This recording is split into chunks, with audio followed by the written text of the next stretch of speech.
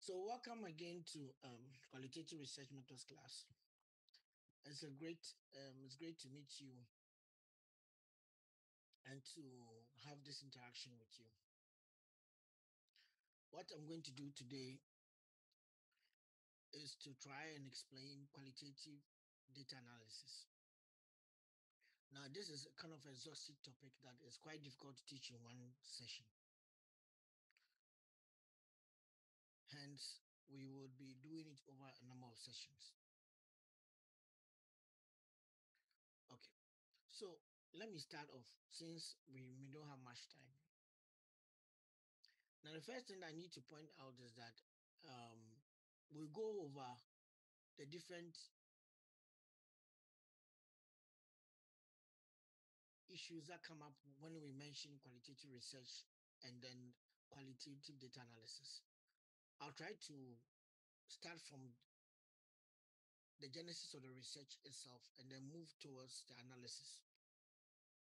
So one thing I need to point out is that there are several approaches to qualitative data analysis. Now, some of these approaches rely on a number of proven techniques which have been established by different researchers. So over time, researchers write their own analysis books and they espouse these techniques. So the techniques are sometimes common to all. However,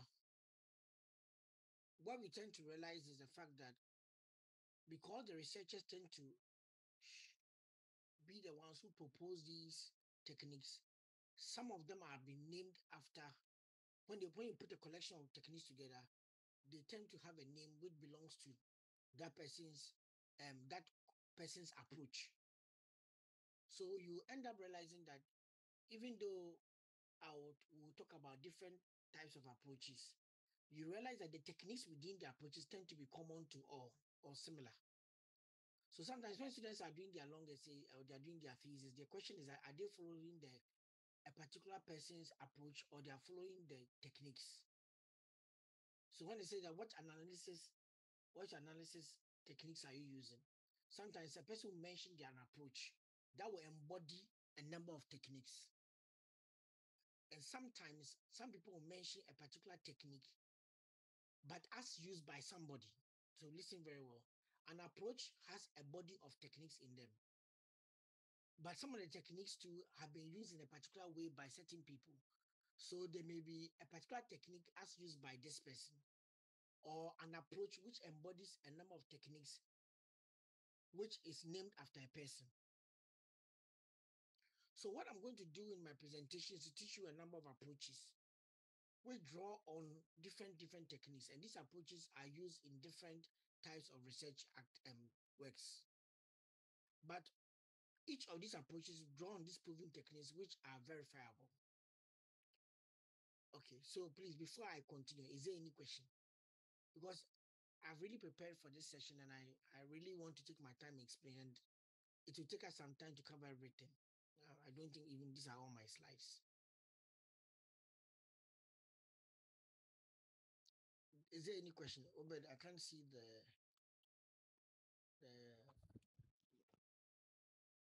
No problem. There's no hand up, please. or are they even here? Sorry. Prof, we are here.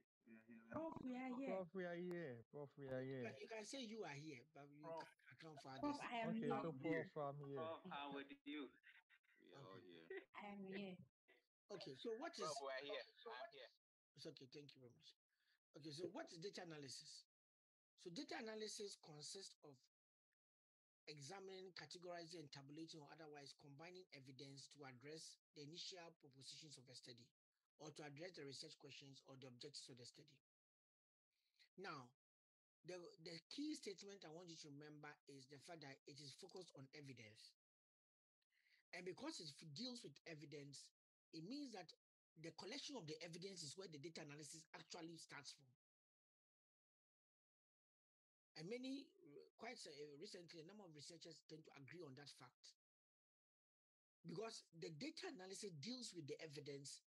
When you start gathering the evidence together, you actually have to think about the fact that your choices you make during the data collection influences or inform the data analysis approach. And some other researchers say that data analysis actually starts from the collection of the evidence, because when you make a choice of recording an evidence or not recording an evidence, you have analyzed. Because the analyzing is about examining. I choose this one. I choose to document this. I don't document the other one. I choose to eliminate this. I don't eliminate the other one.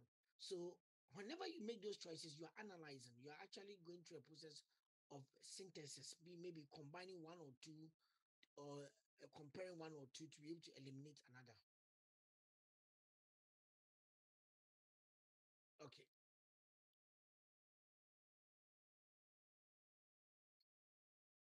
Number two, because of the fact that it is an activity, the more a researcher does it, the better he gets at it. So get that in mind. And so it relies on the experience of the researcher and the literature the researcher knows. Now, it's not about just the literature. The literature you know, because the literature, as for literature, there is quite a lot of them. But do you even know them?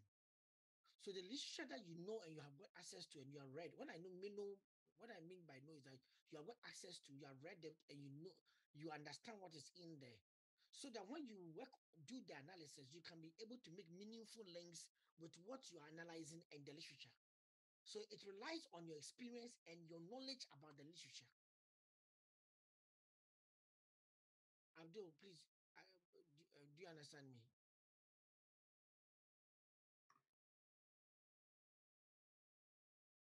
Or Boyson, do you understand what I just said?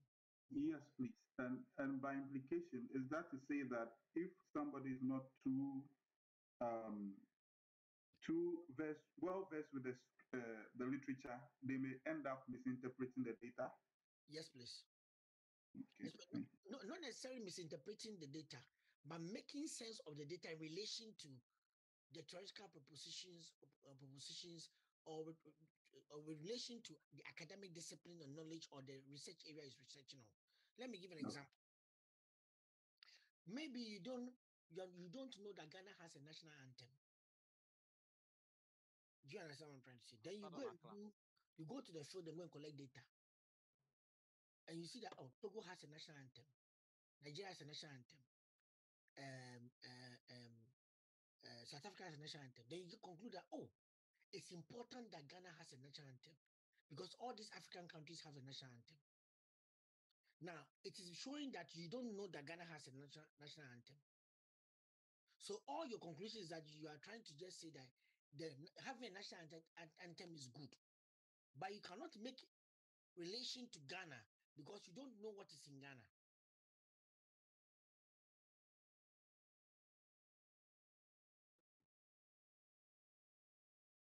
Boy, do you understand me? Yes, Prof. Well understood. Okay. Let's continue. Now, every qualitative data analysis should begin from the premise of the research. Now, the premise of the research study is what defines the purpose of the study. For my statement is the premise defines the purpose and premise of the study. It should have been the premise defines the purpose and relevance of the study. Maybe. Let me just edit that part. Oh, sorry. Okay.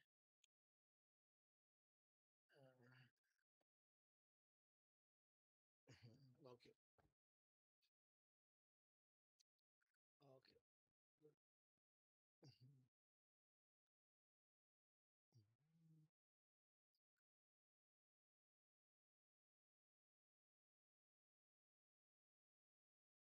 Okay, so the premise defines the purpose of the study and its relevance, and it defines the intent of the study, where you're going to do the study for. So because your premise of your study is related to your purpose, it's like, why are you doing the study? And then why are we here? Where are we going? Which is coming from your research questions. Now, that is what is going to inform your research design and the decisions you are going to make in relation to analysis. So if you don't have a research question, what are you analyzing the data for?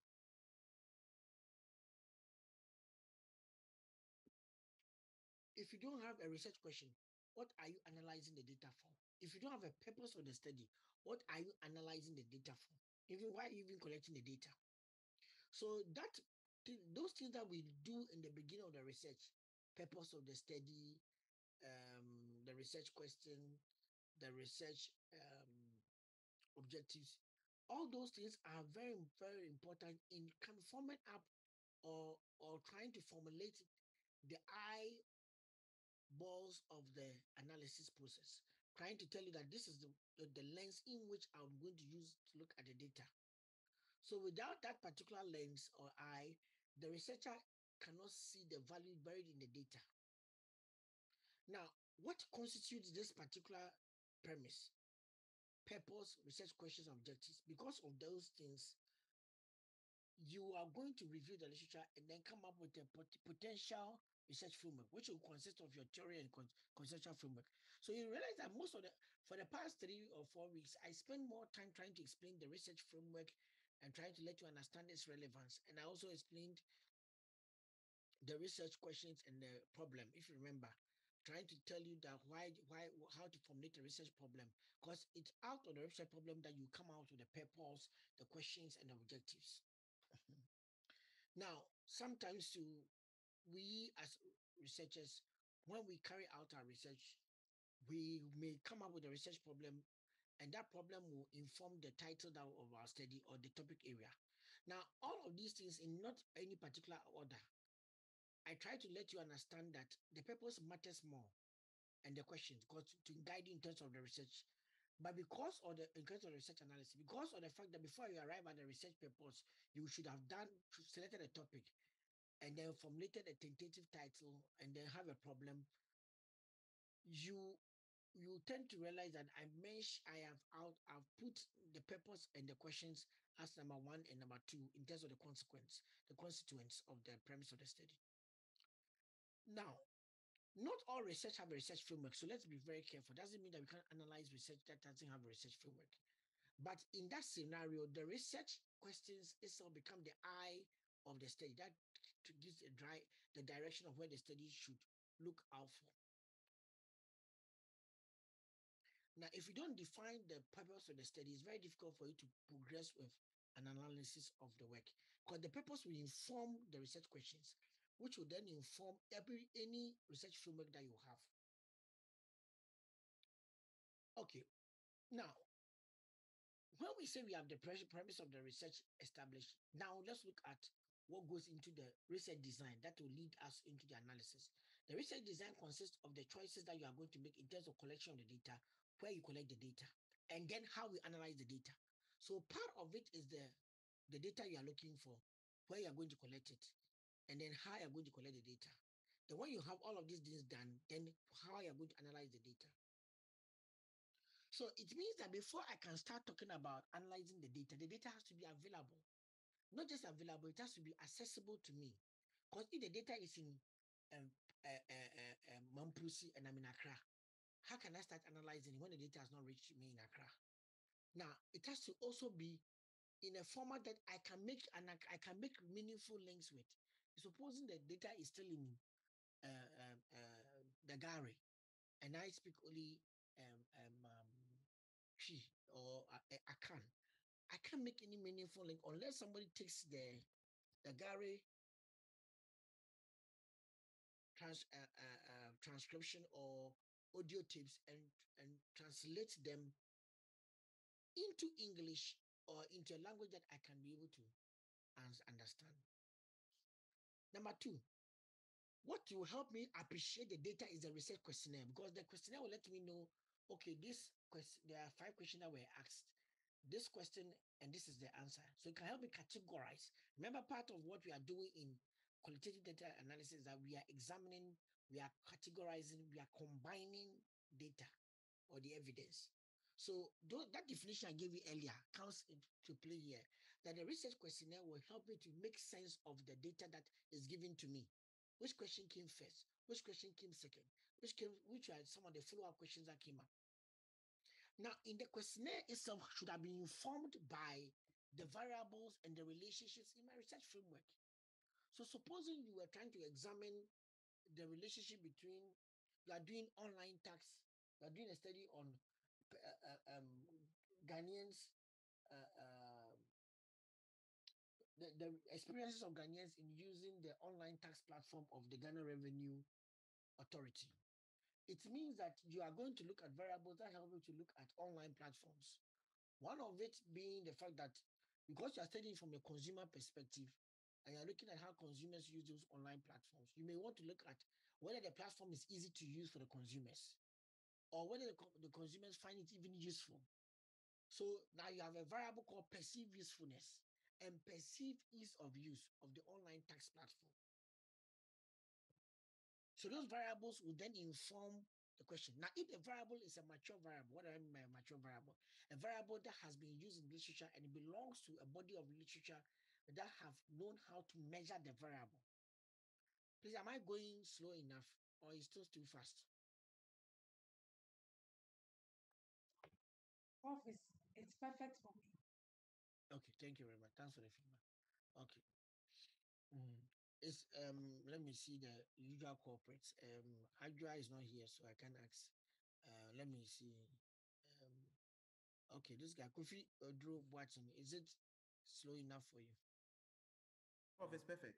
Okay, thank you very much. Okay. Idris Muhammad, good morning. Or it's good afternoon. Okay.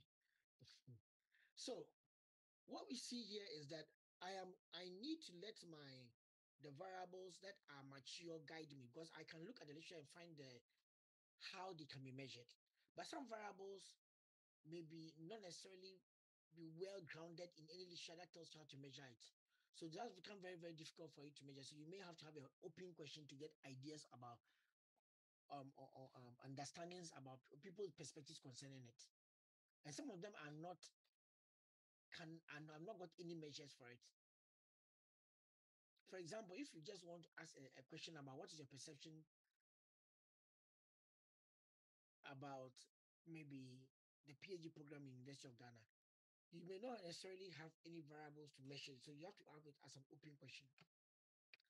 Now, part of what you also need to understand is that the researcher's state of mind is important. One, the philosophical mindset in a researcher. Is a researcher a positivist? If it's a positivist, you're not talking about quantitative. But if it's going to do qualitative, then you have to think about, we have to think about the fact, is he a constructivist? Is he a critical realist? Is he a realist? Is he an interpretivist? Is he a pragmatist? Is he a feminist? Now, all these the philosophical dimensions has a way in which you look at the world or you frame the world. That informs how you're going to understand data. I know Professor taught you these things earlier, so I don't want to get into that. So the state of the mind of the researcher and the philosophy of the researcher plays a key role. Some researchers are not very good with quantitative data. So you see that even in doing qualitative, you try to stay away from anything that is quantitative. Because sometimes, even though you are doing qualitative, you may be given the budget of the company. And you need to understand. For example, we are doing a study in which we are interviewing certain people in the agricultural sector. And part of understanding cooperatives and agricultural sector is to see how the cooperative is structured. And part of the evidence of the structure from ILO is look at their budget. So I need to look at their budget and appreciate the items in their budget because I'm trying to look at how technology supports these cooperatives. So I should even look at how much of their budget is allocated to buying maybe data or digital devices, or even how much do they give in terms of loan to people who want to buy digital devices to support their agricultural activities. So I can't continuously say I'm staying away from quantitative data. Qualitative researchers note that the world itself has both of those data are interacting all the time. So even if you are quantitative, you meet qualitative data. If you are qualitative, you also meet quantitative data. I'm not saying I change your premise of your PhD, but I'm just trying to let you understand, be open up to the fact that you can meet quantitative data in the field and you need to make use of it for your work. It doesn't mean that it changes your work to quantitative. Good. Now, because of the fact that we are going to carry out qualitative research, we need to go back to the data, number 1A, and ask ourselves that the data that was given to me, has it been cleaned up or made relevant in terms of its stakeholder indexing? Who was interviewed and what did they say? Because the kind of thing I'm trying to do is that I need to know how to map the respondents with the data that I have. Because that's all part of the thinking process that you do in analysis and data collection, and it's also part of what you are doing as analysis. Analysis means that you are combining, you are categorizing. So which data came from Kwamina, who is the MD, and which data came from Ajwa, who is the secretary, so that I don't attribute what the secretary said to the MD, because they all carry different weight in the analysis I'm doing concerning the company. So we need to understand that these are the pivots of the study. Understanding the research questionnaire in terms of respondent mapping the right respondent with the right questionnaire. Okay. Now I'll be showing the examples of these as we go on. I just want to establish certain basic principles. The link between the premise of the study and data analysis process is actually echoed by this interrelationship. If you don't get it well, this link will be very weak. If you don't, for example, if what was said by somebody, you didn't index well, there are 3 Adjuas in your work, one from Central region, one from Ashanti region, and one from Volta region. Now, you didn't index it well, and they were all interviewed about their views concerning female participation in Ghanaian elections. Now, because you didn't do Ajua Volta, Ajua Ashanti, and Ajua, let's say, Central, you are now confused on which of them is for which is which. So if you don't do the linking and map it very well, you may attribute the comments and perceptions and data or evidence from Central region to another region. Number 2, sometimes you can also realize that the questionnaire you have has nothing to do with the research framework, and it happens with many students. They have a research questionnaire that has nothing to do with the research framework, or neither has anything to do with the objectives of the study. I don't know how they are able to generate a questionnaire that has no relation with anything, but it happens most of the time. So you want to check whether the questionnaire that you have, in case the data you didn't collect it, and you are helping with the analysis. Because sometimes you are in a project, you are not only the project team member. You have got 7 people on the team. Everybody's doing different things. If you're the one giving analysis to do, always make sure that there's a relevance between the research questions and then the research framework or the objectives of the study. Not all stakeholders or respondents are the same, so you have to index them. Those who remember, I told you about stakeholder mapping in data collection. You can have respondents that have direct knowledge about the issue, and then those who have got indirect knowledge. Now, those who have got direct knowledge about the issue, you can also get people who were a participant of the whatever happened, or they just an observer, they didn't participate in it. So you always have to appreciate the type of respondents you have. And sometimes the respondents also have hierarchy in terms of the organization you're interviewing them from. And that puts weight on what information you receive and how you can use it. So all of these things have to be clear to you. So map out the respondents and know their relevance and why they are in the study and what they are discussing. In effect, we are telling you that clean up your data, categorize your data in terms of its diverse sources, whether by geography, by persons. Time index your data is very, very important too. Very, very important. If you did interviews in Accra, even in terms of cost, if you did interviews in March, you would have realized that if you are going to do the same interview again in Ghana here, what you pay maybe some of your field workers in March will be very different from what you will be paying your field workers in about 4 months' time. In this 4 months that have been around September here. And then you have to be variable index. Okay. Good. Now, in terms of availability, accessibility, and preparedness of the data, there are about 6 questions that I tell students to always use as a checklist. 1, is the data available exhaustive? Has every question in the questionnaire been adequately been administered? Have they received answers to it? You're not looking for yes and yes and yes and no, yes and no, yes and no. Because qualitative is not about yes and no. It's about the story behind the data. So we just don't want the yes. Why is it yes? Why it isn't no? Why is it sometimes somewhat? have you explored all the sub-questions in relation to the variables that in the study so that it's consistent with the research framework? Can you index the data, label and categorize them by time, respondents, variables, and research question? Now, when you do those things, then you can find out, be able to determine what is missing and what do you need to triangulate. Maybe, remember that I said that you did a study on female perception about female participation in the election, and you have got 3 adjusts. So you can triangulate and get adjust cubed, where you have adjust times adjust times adjust. What am I trying to say? You end up trying to look at, in essence, what are all these 3 adjusts telling us? That's what I'm trying to point out. So why do you need to triangulate? Triangulate is bringing data from diverse sources and from diverse participants to be able to tell the story so that you can be able to enhance the reliability of the data that you have. Okay. And sometimes you also be able to know that some of the information cannot be corroborated. So you need to go back and collect more data. Now, what forms of data do I have? Can I visualize some in diagrams, models, or processes? Can I visualize some so that I can enhance understanding? And lastly, can I be able to check the validity? That's construct validity, internal validity, and external validity. We'll talk about these things later. Okay. Now, despite all of this, you, the researcher, should know the biases that you bring to the study. One, the time that you have. You are resource constrained. There's no researcher that has infinite time. Number 2, the paradigm you belong to and how that paradigm informs your thinking in life and how you approach research. Number 3, what type of data do I have and what data analytic techniques are needed for my study?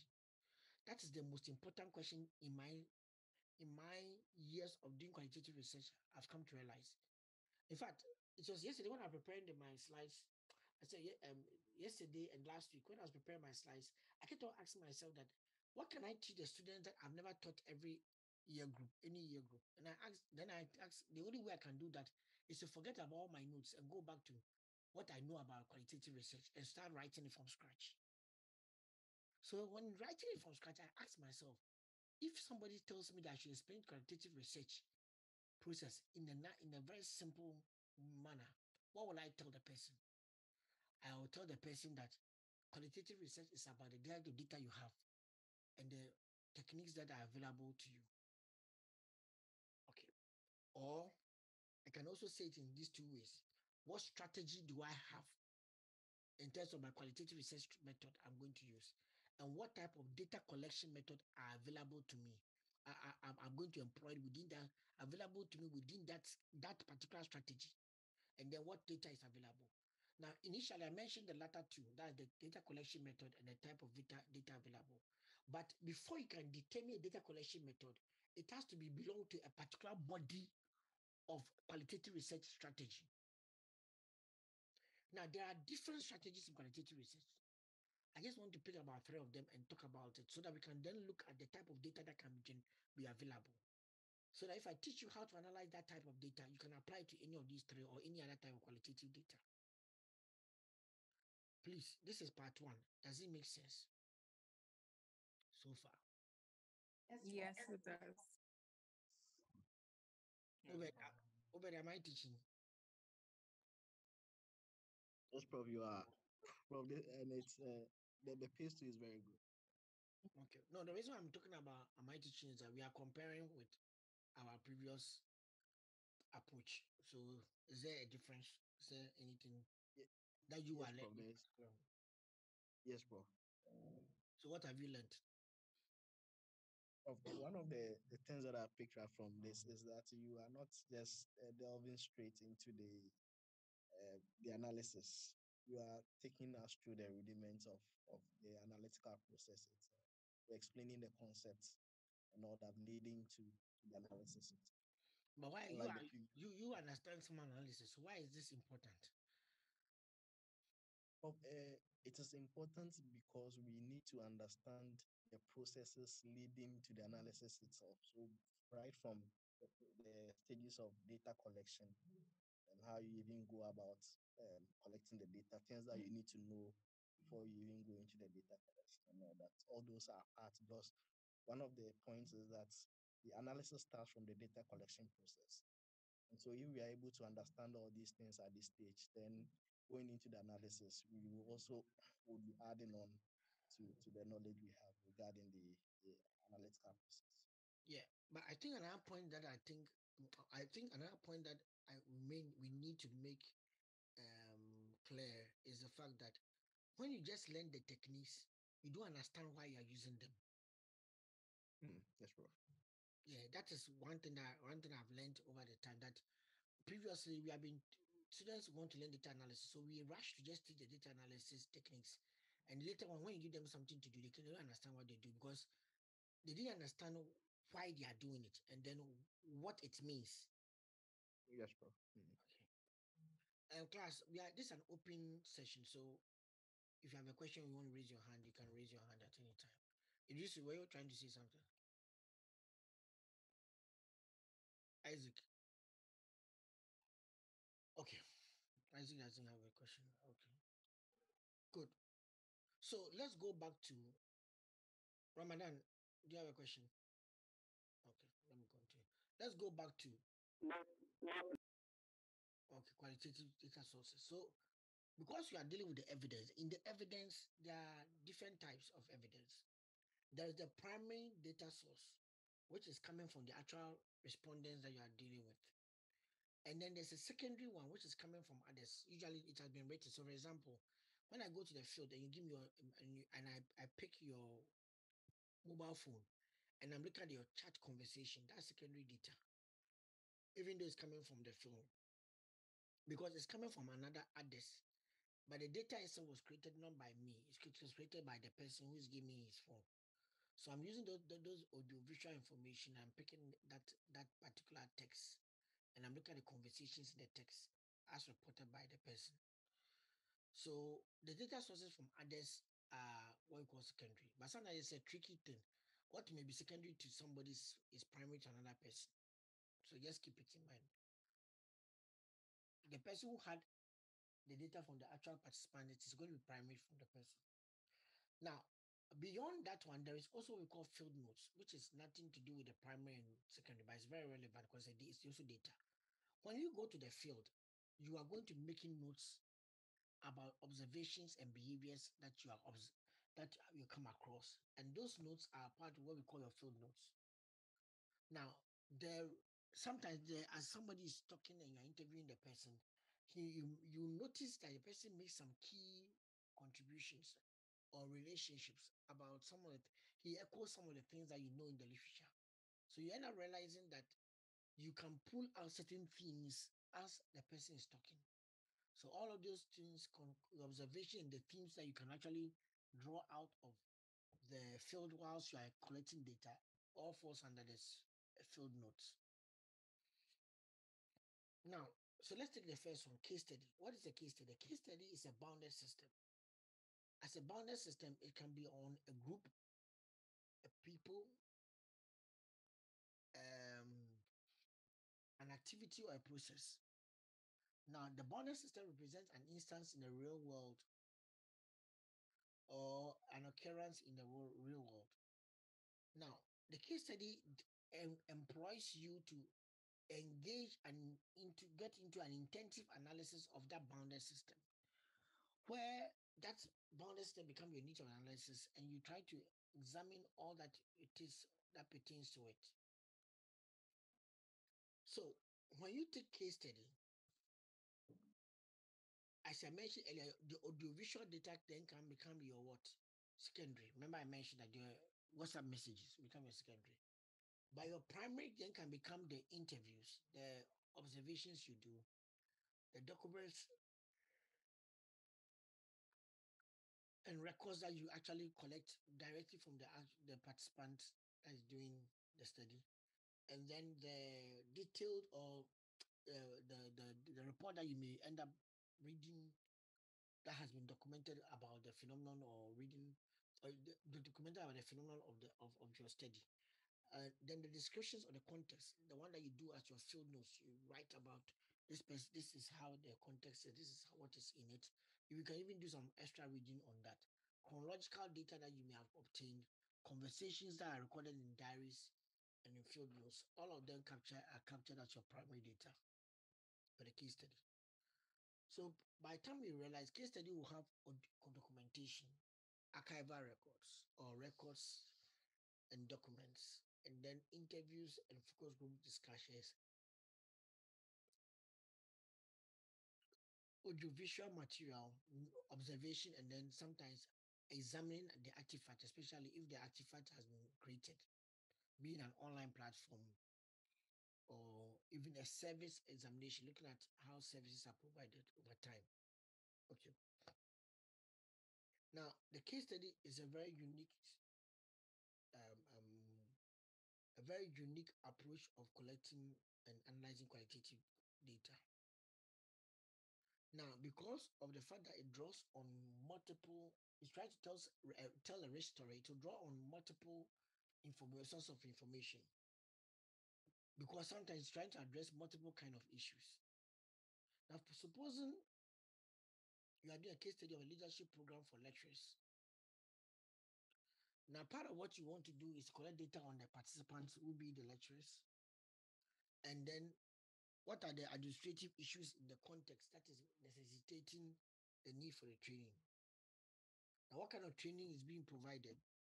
For example, recently, because of all the issues that have been going with PIAC and public sector institutions, the university is very keen on all office holders to be trained in procurement because they are streamlining their procurement processes.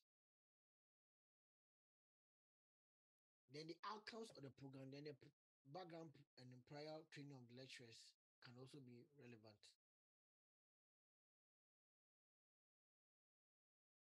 Okay. Now, one thing that you should also know is that context matters. Remember that in qualitative research, you cannot strip the context from the study.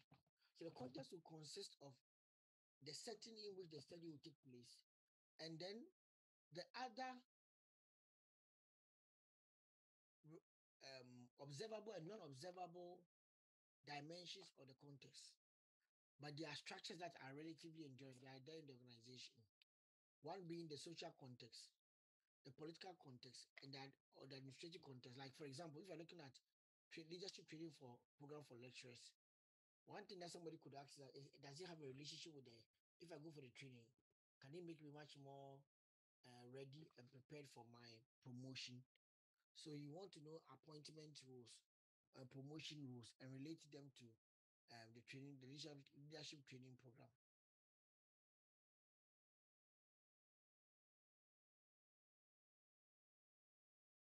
Now, the setting and the context are an intrinsic part of the case study, because without that, it's very difficult for you to make meaningful links with the case.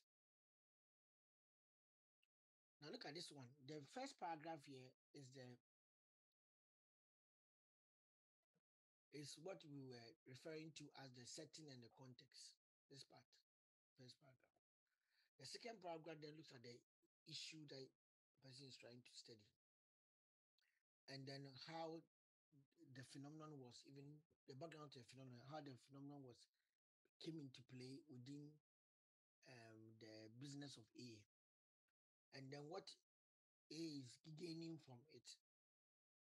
That's the third one. That's the quote that comes there.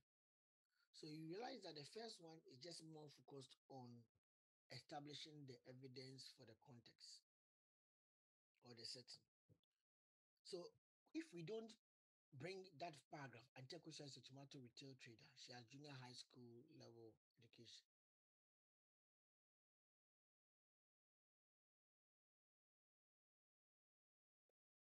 If you don't do that one, it's very difficult for somebody to understand the other aspects of the case study, the other sections of the case study. Okay.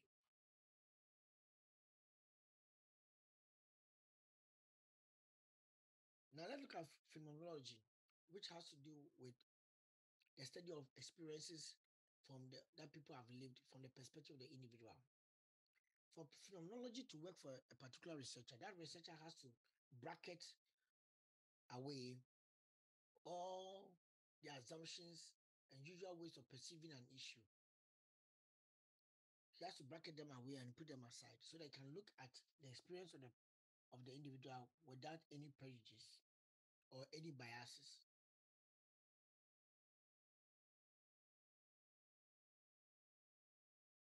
Is there any question on the case study and then my beginning part? Now, there is humanetic phenomenology. We mentioned this some time ago. And there's transcendental phenomenology. I think there are also other types. But the humanetic one likes to interpret texts or examine texts that has been documented about people's lived experiences. And they could have been documented from the tweets, the blogs, and other accounts or reports that define or explain their experience.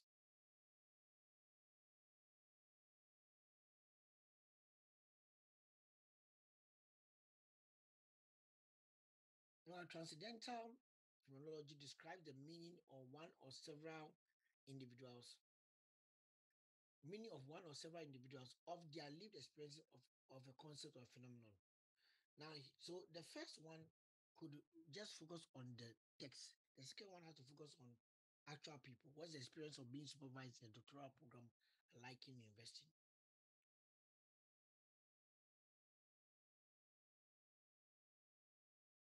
Now, phenomenological studies are always descriptive in their research design. So, because they aim to be descriptive, the researcher has to think about the fact that he's going to uncover the meanings people have concerning their experiences. And he needs to be able to describe how the respondent experienced that issue. He's also supposed to bracket all the prejudices and then the assumptions so that you have an open mind.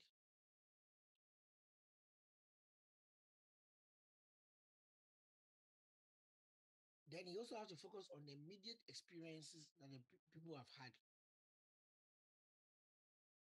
and try to objectively describe those experiences.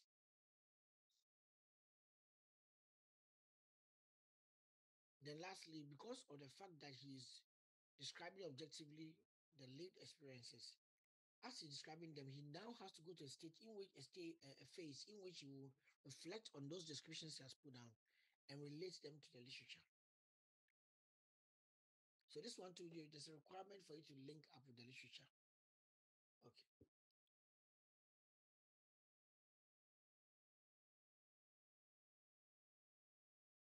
Now, the type of data we need for this is one, primary, audio tapes of the in-depth conversations or dialogue.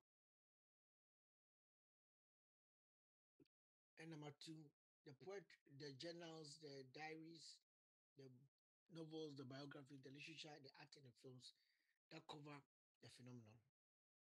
So there are a lot of data that can be obtained from phenomenology. But in my view,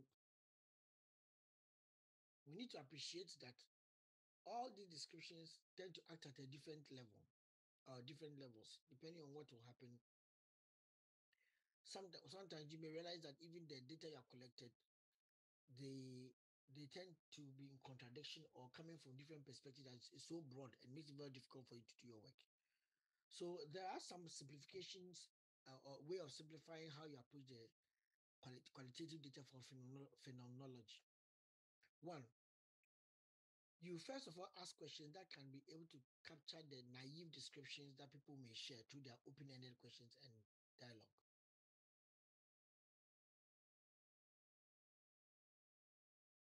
And number two, the researcher has to describe the structures of experiences based on a reflexive analysis and interpretation of the research participant's account or story. So it's more of a reflective process of this particular data you have collected, which are just the naive descriptions that have come out from in their own words without reflection. And you then look at it from another level where you are trying to reflect on what they have just said and be able to establish structures that will protect. You're able to establish interpretation that helps us to understand and appreciate the person's account. So if I was doing the research, I will start with my open questions and get people's ideas. Then I'll then look into the data and start reflecting on what answer he said this, what does the answer mean in relation to the research questions I have. Now, Because of the way phenomenology is packaged, your objective here is not to force meanings out of people. Is to allow people to flow and then share their meaning. Give them maximum freedom to share what they know. So usually you open it up with an initial question, which is sometimes is pre-written, but it's the idea to capture the person's mind's day experiences for the day or daily experiences. So someone may ask, so how did you spend today? What have you done today or the last 2 days? What are the issues, things that you have done? Then follow up and ask to tease out deeper or more detailed elaborations of answers to clarify statements or to clarify on clear statements and to ask about non-verbal gestures when people are talking, they are throwing their hands. So sometimes the follow-up questions may have been helpful. Then you also have guiding questions. Guiding questions has to do with the fact that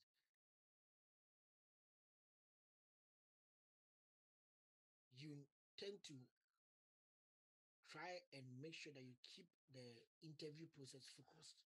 So that occasionally, when the respondents are trying to stray away, you ask a question that will bring them back to the study you're trying to do. Now, all respondents are supposed to give the maximum freedom.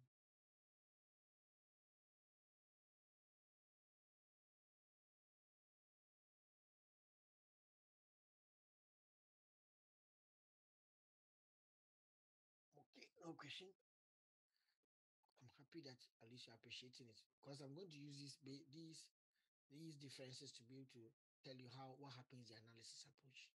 Now, ethnography is more about describing the people and the nature of the phenomenon, but it's from a cultural perspective. So the researcher observe and interact with the study's participants in a real life environment. It includes the cultural characteristics of the group of people and their cultural scenes.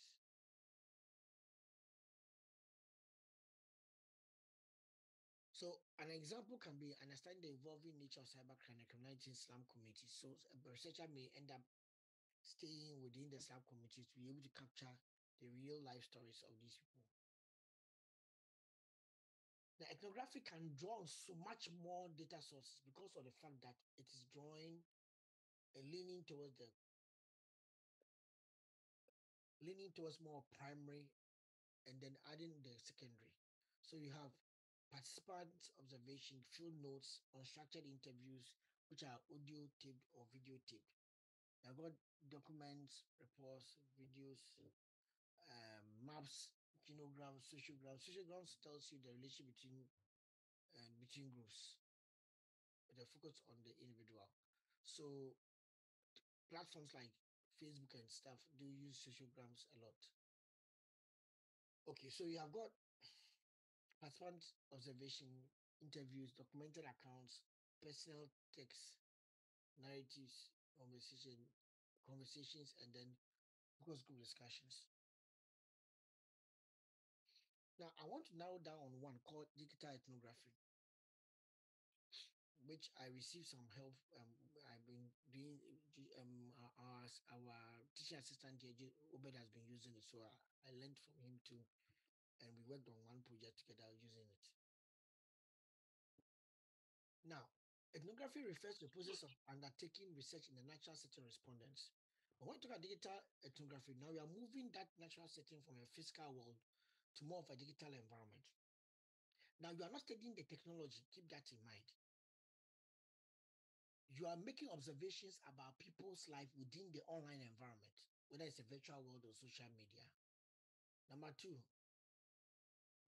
you are also trying to examine the interaction that occurs with an eliciting accounts from study participants through digital mediated communication. So when people are chatting and messaging, what kind of interactions are taking place? That one too is part of digital ethnography. So if you look at it, the first picture here above is more about, I think, Second Life. That has an example of Facebook. That has an example of a virtual world. The second one is a WhatsApp conversation, and it said, hi, I'm Calvin. We serve you today at UN. I like I liked you, and so I took your form and got your number. Excuse me. So you see what's happening here? The person took the form in which everybody was writing and took the person's number, like you have attended the workshop. They went to find out the form and took the person's number from there.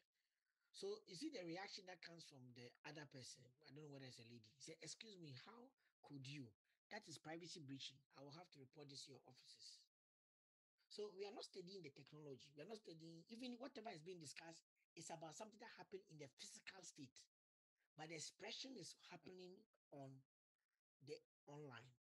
So if you are doing, depending on what your thesis is, you have to look at the analysis at different levels. This is more conversation that you have here. Anyway,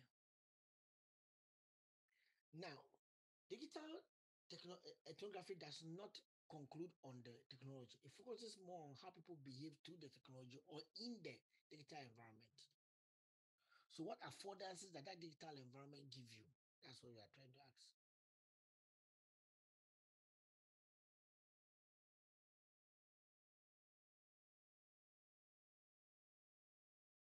Okay. The next one, decentedness. Decentedness means that, okay, sorry, multiplicity. First of all, I explained the behavior part. So multiplicity means that there are more than one approach to be able to carry out a digital ethnography research. So you cannot be stuck. We don't get stuck to the question itself, and we don't get stuck to the questionnaire. We allow it to be flexible and it to be able to emerge into new questions as we are unraveling the phenomenon. So there is more than one way to engage with the digital. That's why we have multiplicity. You can have different ways in which you are engaging with the issue so that you can get more understanding. Number two, a decentered. It's not focused on a specific phone. If you get a conversation here, it's not about the phone. It's all about the fact that privacy has been breached. Okay, so you are decentered for the technology. That's what digital ethnography is. Then openness. Openness is not static. There is rather a co-creation of knowledge. So we end up seeing the respondents as part of the knowledge creation process that we are trying to create. So instead of just collecting data from respondents and go away, you do it differently. You have your questions and you ask in a way that you can gain the understanding. It's not just about your question, but is it even relevant to ask that question? That's the question. Before you, as you are engaging with the researcher or the respondent, you are also engaging him in a level that makes him understand that is even relevant for us to look at this question. Why is this issue of relevance for us to discuss before you go and discuss even the issue? So by the time you finish, you the respondent, you the researcher are not just biasing your interpreting just what the person has shared with you and you have recorded, but you have brought the person into the study for the person to share and be willing to open up more to you. So it's you believe in the co-creation of that knowledge or answers that you are looking for. Co-creation of that answer. Co-creation of that answer. It's not that there is a specific answer. That's one. Number two, you are flexible to listen to the person and see whether, as the person is answering, there are things that can shape what you are trying to say and what you're trying to do. Let me give an example. Recently, we did a workshop on social agriculture, where we're trying to examine how social media platforms can enhance agriculture in Ghana. Now, one person that we interviewed pointed out the fact that there are those who use social media and those who don't use the social media. And he was asking the question that was from a respondent, that as we study this, as you study this interesting insight from us, is there any way that you can be able to create a medium in which the non-adopters of social media within the cultural value chain can consider adopting? One of the things that we found out that when social media was largely being used for marketing and access to market and for also for getting information. So when you get a particular value chain of a crop that has a well-structured market system where somebody is always buying, there's high demand for it. The demand is from a large body like government. It's very difficult for you to encourage them to consider using social media in their agricultural activity. An example is cocoa farmers. one thing I realize is that they have got ready bias ready for the produce that they are producing. So it's very difficult for you to convince them they should come onto social media because they don't see that they need it for anything.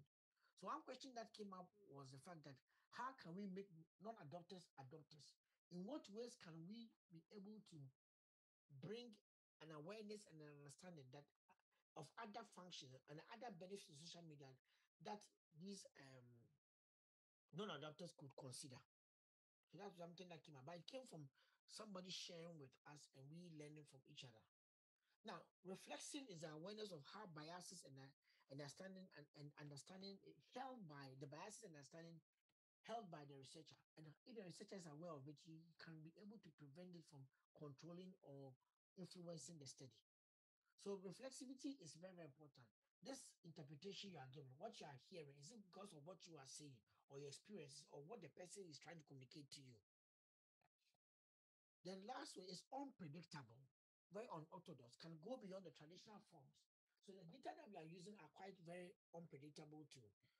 Content-based photos, videos, blogs, video blogs, screenshots, all of them are seen as part of the data that we are using. Still as part of the data that we are using. And it can also lead to so many levels of analysis. This small conversation in here, if I give it to a feminist, the discussion will be different. If I give it to anthropology, the discussion could be different. So even if I give it to a finance student, if you're looking at this, you may ask certain questions we may not even think about.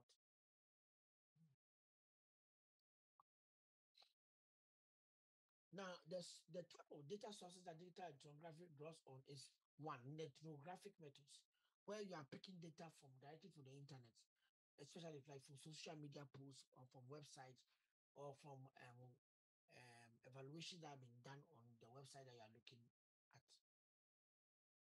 Asynchronous interviews, it coming from via email, Zoom, or other technologies. And some asynchronous interviews can play a key role. Video recording, seeing the behavior of the subject in a natural environment. Okay, the video diary, self-reported longitudinal log of their experiences for researchers. Okay, so I think we are good about this. Now, if I'm going to teach the analytical techniques, I can link you to them. Yes, please, you can go ahead. Okay. So quick question, Prof. I love the connection you had made in the beginning about just how like the paradigm that we operate from like informs our research. And so my question I wanted to ask is just around that. So you were saying just now, like sometimes with the analysis, depending on who the person is, so if they're a feminist or they have those feminist viewpoints or they like have an anthropological viewpoint, it may influence how they see the data or even ask their question. And I want to know, like, with us being in early stages of our research, how do we then begin to identify, I guess, our own belief system? So, like, whether we're more positive, interpretive, how do we know what we fall in line with? Is it something that evolves over time? Is it based off of what we personally find interest in, or does it kind of just evolve, like, in our process? So, Okay, what are so your thoughts there? this is a very good question that usually I answer maybe in the last sessions of my teaching in the semester. The reason because there's nothing like a direct answer for it. So I'm going to answer it in a multi-layered way, or let me use digital ethnography approach to answer it. First of all, I'm going to decenter myself from research and explain something to you. So during my masters, I did my work as interpretivist. When I started my PhD, I was drawing so many diagrams, listening very carefully, diagrams to show the data, to show to illustrate what I was understanding from the literature, in fact, my literature. So my supervisor called me and told me that, are you sure that, because at that time I didn't know anything about critical realism. So I just wrote that I'm doing interpretive again. They said, this thing that you're drawing diagrams and tables and trying to compare different types of data, what you're doing is not interpretive. You are thinking like a critical realist.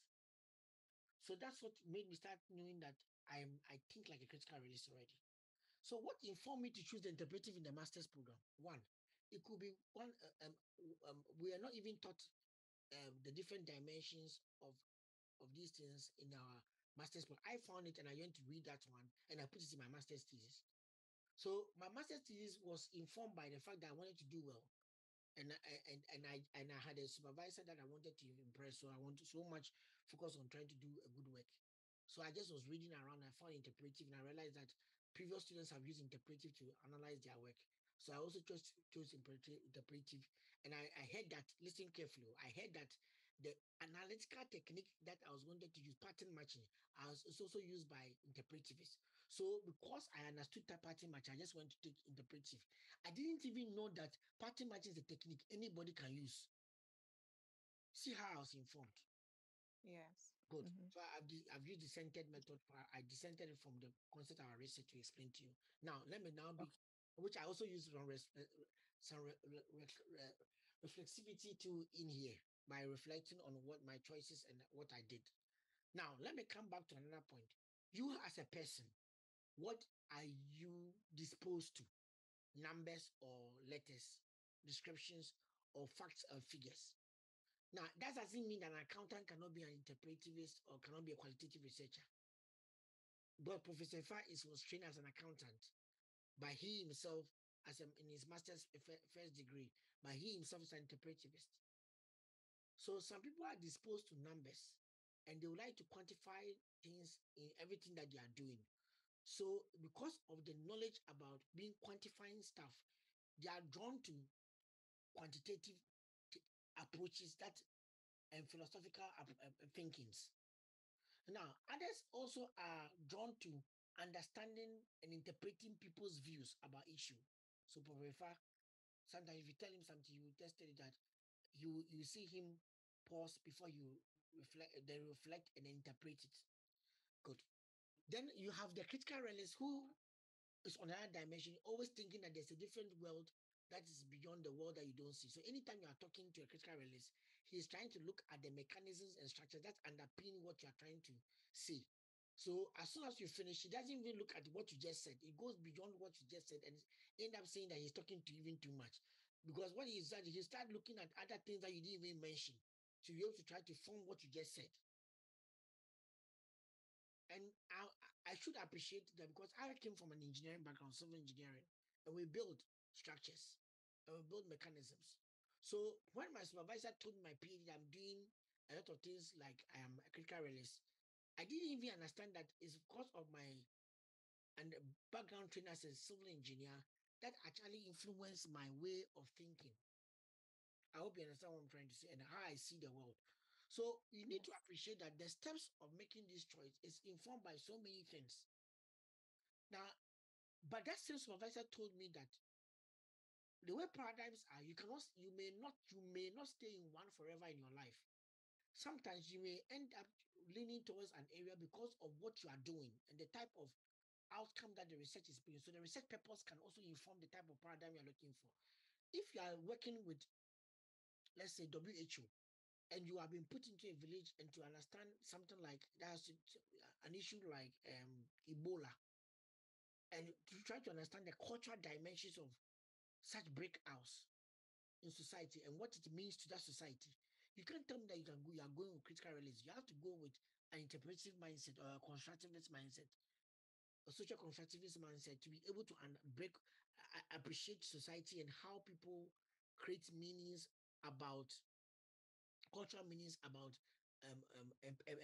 pandemics or epidemics that may occur in their society. The norms and the fact that they may even attribute some to what certain things they have not done culturally. Now, a critical realist cannot do that. You are leaning towards more ethnographic, phenomenological approaches where you are looking at people's lived experiences within that community. So you are going to either come from phenomenology as a philosophy or even interpretivism or social constructionist approach. So the research question can also inform you. So one I mentioned about you, the researcher, your choices and how you see the world, like and how you were trained. Number two, I talked about the type of study you are trying to do. Number three, it's also about the maturity of the area you are trying to study. In fact, all these things I'm explaining, there's a literature on it. I have to give it to you. There's an author that has our four explains in terms of 4 dimensions. I'll find it for you guys. So that because your students put it in their thesis and say that his choice of philosophy was informed by these 4 dimensions. Okay. So one other thing that comes in is what I just mentioned, the purpose of the study. The purpose of the study. The purpose of the study can also inform that choice, the purpose of the study. Why are you doing the study? How are you doing the study? And what's informing the type of study you are doing? If your study is being drawn to a quantitative methodology, that means that whatever you like, whether you like it or not, you are going to draw on a quantitative approach. Then lastly, sometimes some coming back to the researchers, some researchers are not are better at some techniques than the other. For example, some students are very good with quantitative analysis. No matter how much you teach them qualitative analysis, they will still want to use quantitative because they like the way quantitative analysis is very simple. So far as you run the SPSS or you run AMOS or PLS, it gives you the outcome and you can just interpret is this and that. If it's a threshold is so you are not, there's less subjectivity. I like the objectiveness that goes with quantitative data analysis. That objectiveness is what it draws them into making those choices. Okay. I don't know whether I've answered quite a number of your questions, but do you understand? Yes, you have. Thank you. Mm-hmm. Okay. Understand me. Okay. Is there any other question before I move on?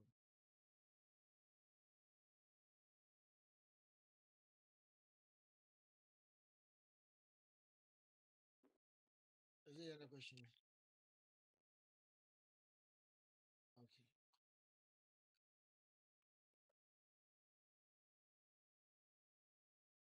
There's no question. Okay. Then let me go. Let me continue. So when as I continue, then we will be able to learn different things. Okay. Okay. So one thing I want us to try to do is to continue by. Okay. I wanted to show this to you. So this is something that we did in the.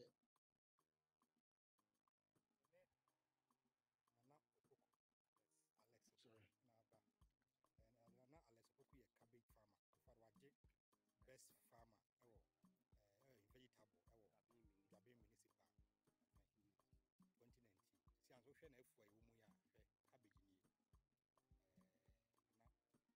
cabbage ni.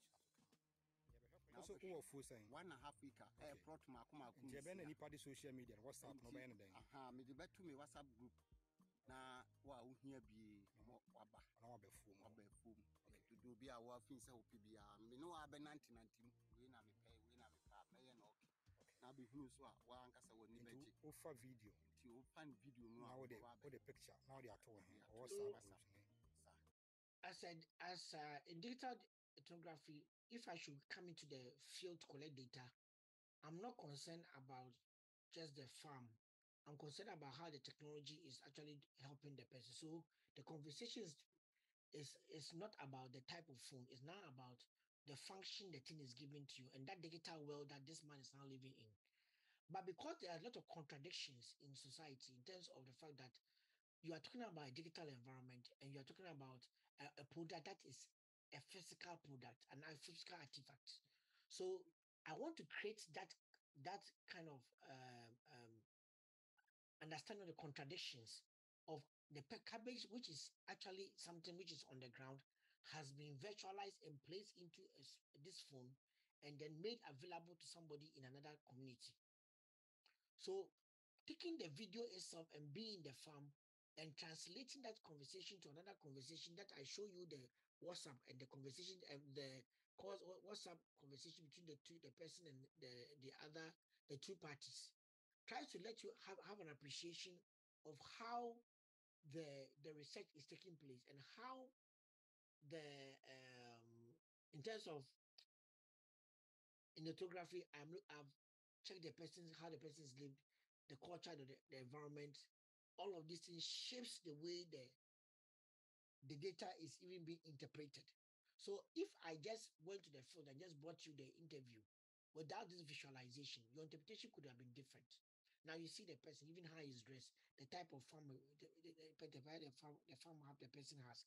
Then look at the fact that the person has even won best farmer in the municipality before in 2019. And now I'm on the person's farm, also interviewing the person. What I'm trying to, when you triangulate all of this and the kind of stories and reactions I can have out of this, it's quite voluminous.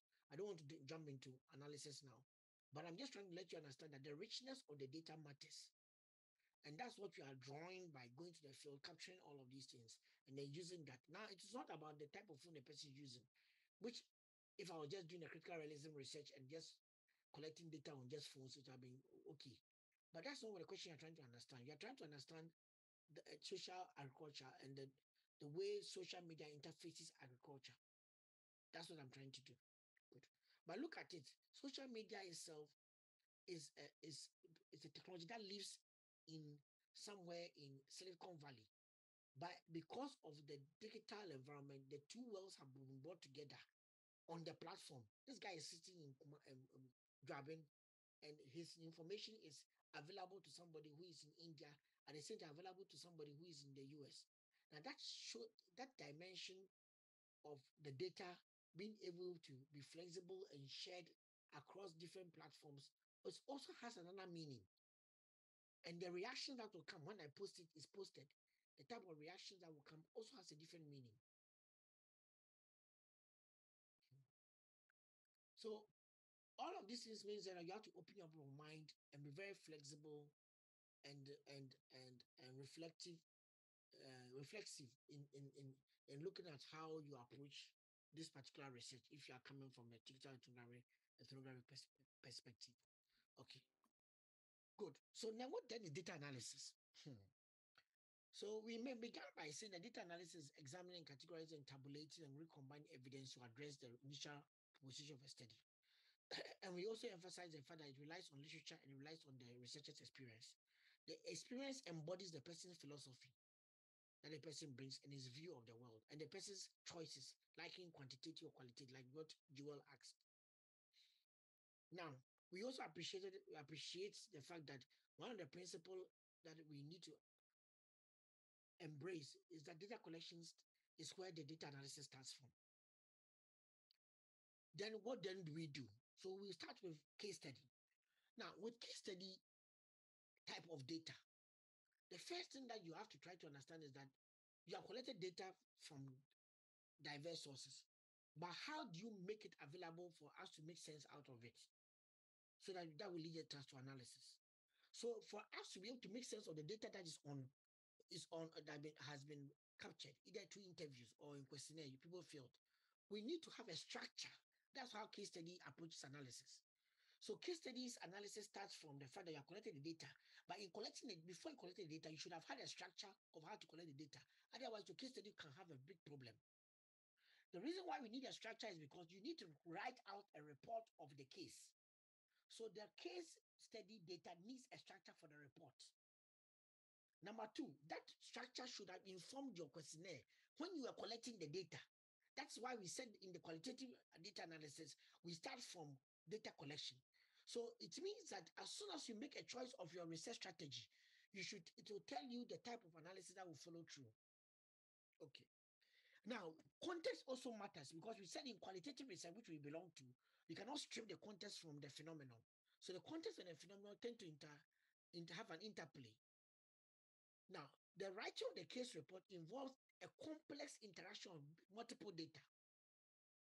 So you need a structure. The structure should have a context. So the context has to be there. So we see we have a context here. Sorry. Obed, is there questions? I'm seeing something. A quick question. Okay, no, I've answered that one. Okay. Yes, Prof. Okay, thank you very much. Please, when a lecturer like me is teaching, the feedback you give to me is very helpful because it helps me to be able to know what I want to write part. I don't like this thing about finishing and say the whole show, we don't understand. And this one, you have paid some money to come and understand this. If there's anything for you to please anything that you can learn from qualitative research class, this is what you should learn. Because that's the most important. But I couldn't have taught you this without giving the background. That's why we spent some weeks doing the background. Okay. So let's continue. So we have case study context, and then we have the background to phenomenon and the case phenomenon. This is an arbitrary structure that I usually use to help students. That you should have a context, you should have a background to the phenomenon, then the phenomenon you're actually studying. But ideally, most research, all of you just jump to the phenomenon and go and ask questions about the phenomenon. No, because you need a context to interpret the phenomenon is needed. And how did the phenomenon come about? So it's also needed. That is why historicity is important when you're talking about a case study. Even if the history is not longitudinal, the history of the thing where it is in the setting. In fact, I use the word the setting and the context is important. The setting and context is important. So we have multiple sources of the data, and we can draw on all of these things which I mentioned earlier. But it's the complex interaction of this that makes it work. Now, what type of data will I need? When I'm talking about the context, I need the interviews with the MD is important. If it's a case is about a firm or about a training program, whoever is in charge, maybe focus group discussion with some of the members too may be important. Is there any documented data or report that will help me? Can I look at the artifact? Is it something that I can actually examine? For example, if it's a training program, is there an outline of the training program or a training schedule I can examine? Or the syllabus I can examine. That's why artifact examination. Artifact is not always physical, it can be digital. It can even be a service. For example, if you supply cars, I can look at your past, your process of supplying the car. You post the picture, you talk to somebody in New York, the person ships, or you go to carauction.com.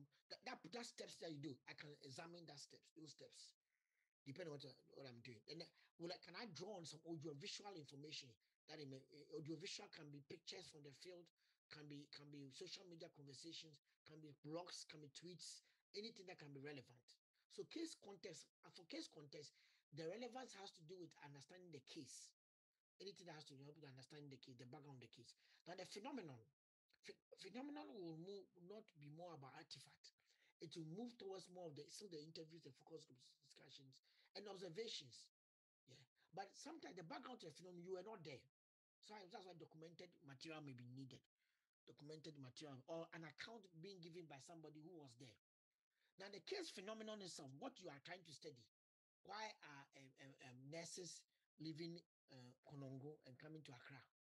This is what you're trying to study. So that one, you have to interview the nurses themselves. You have to look at maybe the attrition rates. So some documents may be important. You may want to also study some artifact. Maybe there is a terms of service, terms of engagement in Accra, and terms of engagement in Konongo Hospital. What's the difference? Audiovisual data. Maybe you shall look at nowadays nurses like using social media a lot. So what have they been posting in their social media groups? Maybe they belong to some nurses association. So they have been talking to each other, Accra DBO. So let's move to Accra. So all of this may be needed. Look at how far we are going. Okay. And then observation. Okay, please, I'm using the transcripts, the subtitles. Are you seeing it or you're not seeing it?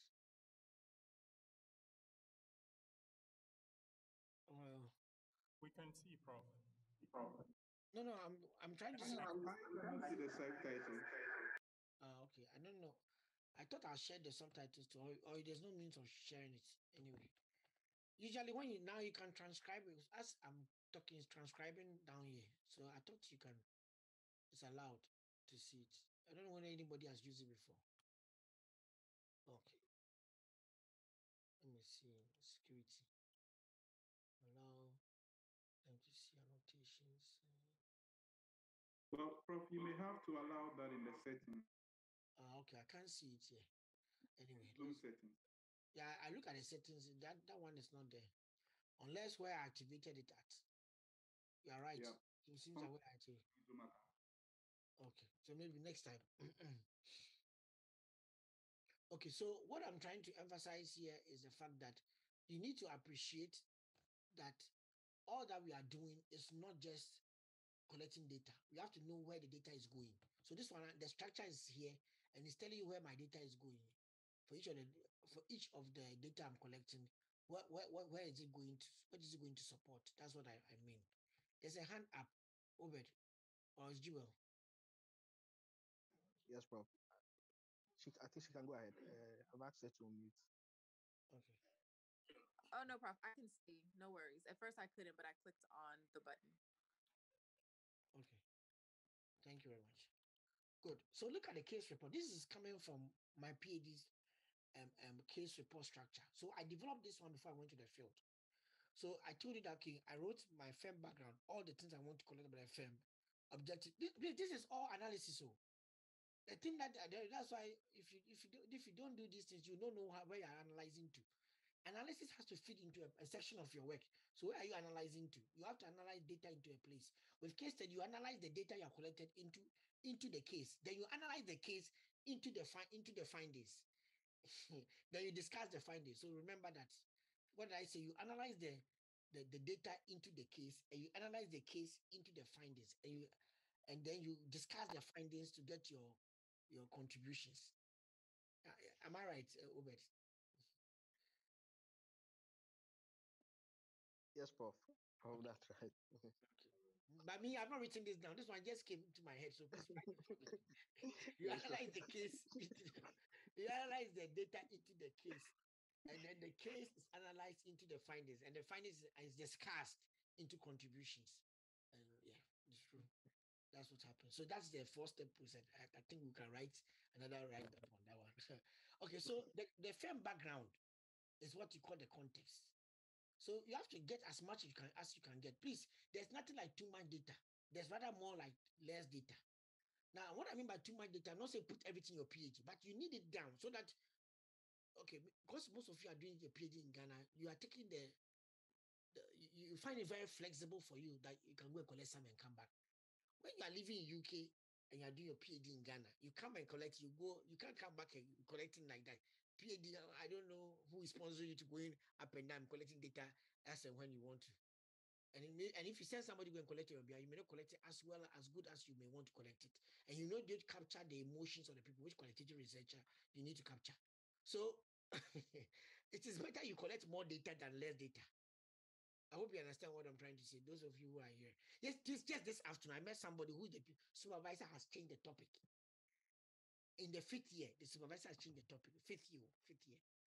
And I asked him that, so what are you going to do data? He said he's going to manage the data to the new topic. You see, he's going to manage the data to fit the new topic. So if you don't have a lot of data, how will you manage it in the 5th year? I pray nobody enters the 5th year. You all finish on time. But what I'm trying to just say is that supposing you are in the 4th year, supervisor says go and change everything, and then choose a new topic. Can you manage your data to fit the new topic? Okay, this is a food for thought anyway. And then there's e-commerce evolution. Like I was studying e-commerce in developing countries and looking at the Ghanaian firms. So how did they get into e-commerce? How did they start? The benefit they realized. So the second part. Okay, so look at how the outcome of this is an extract. So we are looking at extract. So the firm began in 2003 as a general merchant, which sold. So all of these conversations you are seeing is a write-up coming from interviews. Not just interviews, but it's also coming from what I saw on their website. So artifact examination. So what I saw on their website, what I got from the interviews. And then you see, I said that the business process diagrams for pre-pitches, pitches, and delivery activities, they were selling used cars from Germany. Are shown in figures 1 and 2. So it means that I also had to do some illustrations or visualization of the data. So I had to do that one as part of my work. Even though you're doing qualitative research, qualitative data research, you are allowed to use diagrams and even arrows to be able to show the data and explain the data. So the question that I asked you, what I just told Joseph Obed to write, you analyze the data to generate the case. So you see what I'm doing. I analyze the data I got from the interviews and I put to generate this case that you are seeing there, firm profile. Now, what you have realized is that I'm using a technique called data condensation. Now, that data condensation means that I have listened to a lot of things the manager told me. the other workers told me, and even what I went to see at Accra and Tema Harbour, all of them have condensed it into this write-up. So that is what we call data condensation. I've condensed the data. That means I've been able to put the salient parts of it and put it into context together and put it into the setting and present my context. Now, if I don't do this thing well, anything I talk about e-commerce in the company, you understand. Because this is what explains the company. Now, look at something. As part of it too, I remember if you look at my earlier diagram, financial history, 1.8. Can you see 1.8? If available, do you see it? Oh, please, let's work it. Yes, Prof. I'm working Yes, Prof. sometimes, so let's work together. Let's Yes, work it. Prof. Let's work it. Yeah, who is going to work with me? Yes, please. Prof, we are here. We've seen it, Prof. Yes, I know. I say who is going to work with me? We are with you. I am working with you. Okay, good. So let's work together. So you see 1.8, good. So let's work it. Now, data consent. So now, can you see what's happening here? This is the financial profile, but you cannot just put the financial profile and go away. You need to explain it. So table 1 shows the number of cars sold 2004 to 2007. As of July 2007, the firm has sold 65 cars. Now, what is the difference between the table 1 and then the transcription of table 1 below? Who can tell me what's the difference between the two? Prof, please, table 1 has a summarized version of. Good. You said table 1 is a summarized version of this one, but which of them came first? The bottom one. It depends on who collected the data. So in collecting the data, some companies have got their books well done, so they can give you the table as soon as you go there. But some of the companies don't have the books, so you have to generate the table.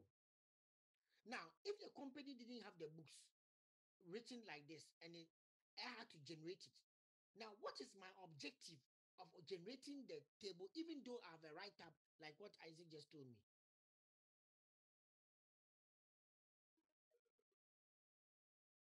Yes. What's the objective of doing that table?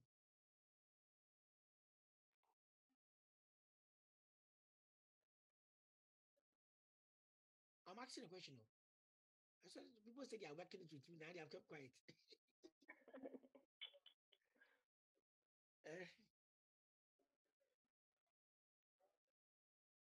What's the objective? Hey, nobody will attempt. Prof. Well, I'm thinking it's in order to present it in another way so that it gives a general overview about what you wrote down there. Good. What is a general overview? What other word can you use apart from general overview? A summary. A summary. Good.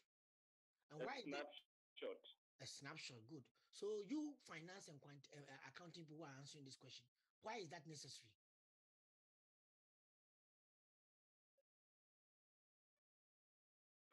Please, by this, you would have received the actual information you need from what you don't really need.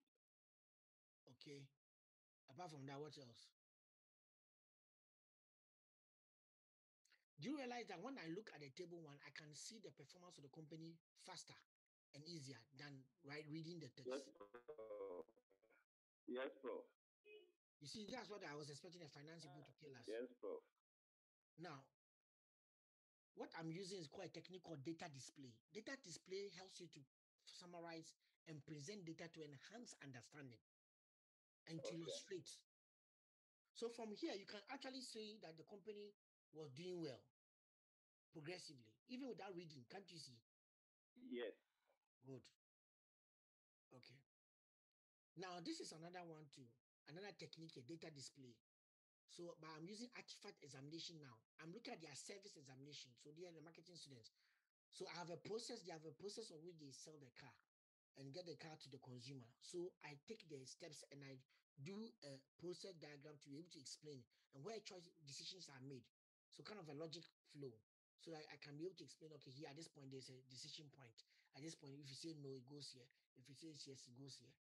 And what am I trying to, I'm trying to let you know the dependencies on all the choices that they make and other actors that come into it. Now, this is simpler than explaining it in the whole text. So sometimes visualization of data display matters because instead of you, it will take you more pages to just explain the thing without the visualization, so that it can enhance the understanding of the person. So part of what you do in qualitative research is to also display data in a way that it can be logically appreciated by somebody. So qualitative research can have arrows in it, can have directional arrows to be able to explain data. Okay. Now this is what happened at the Hubble. Why is this needed?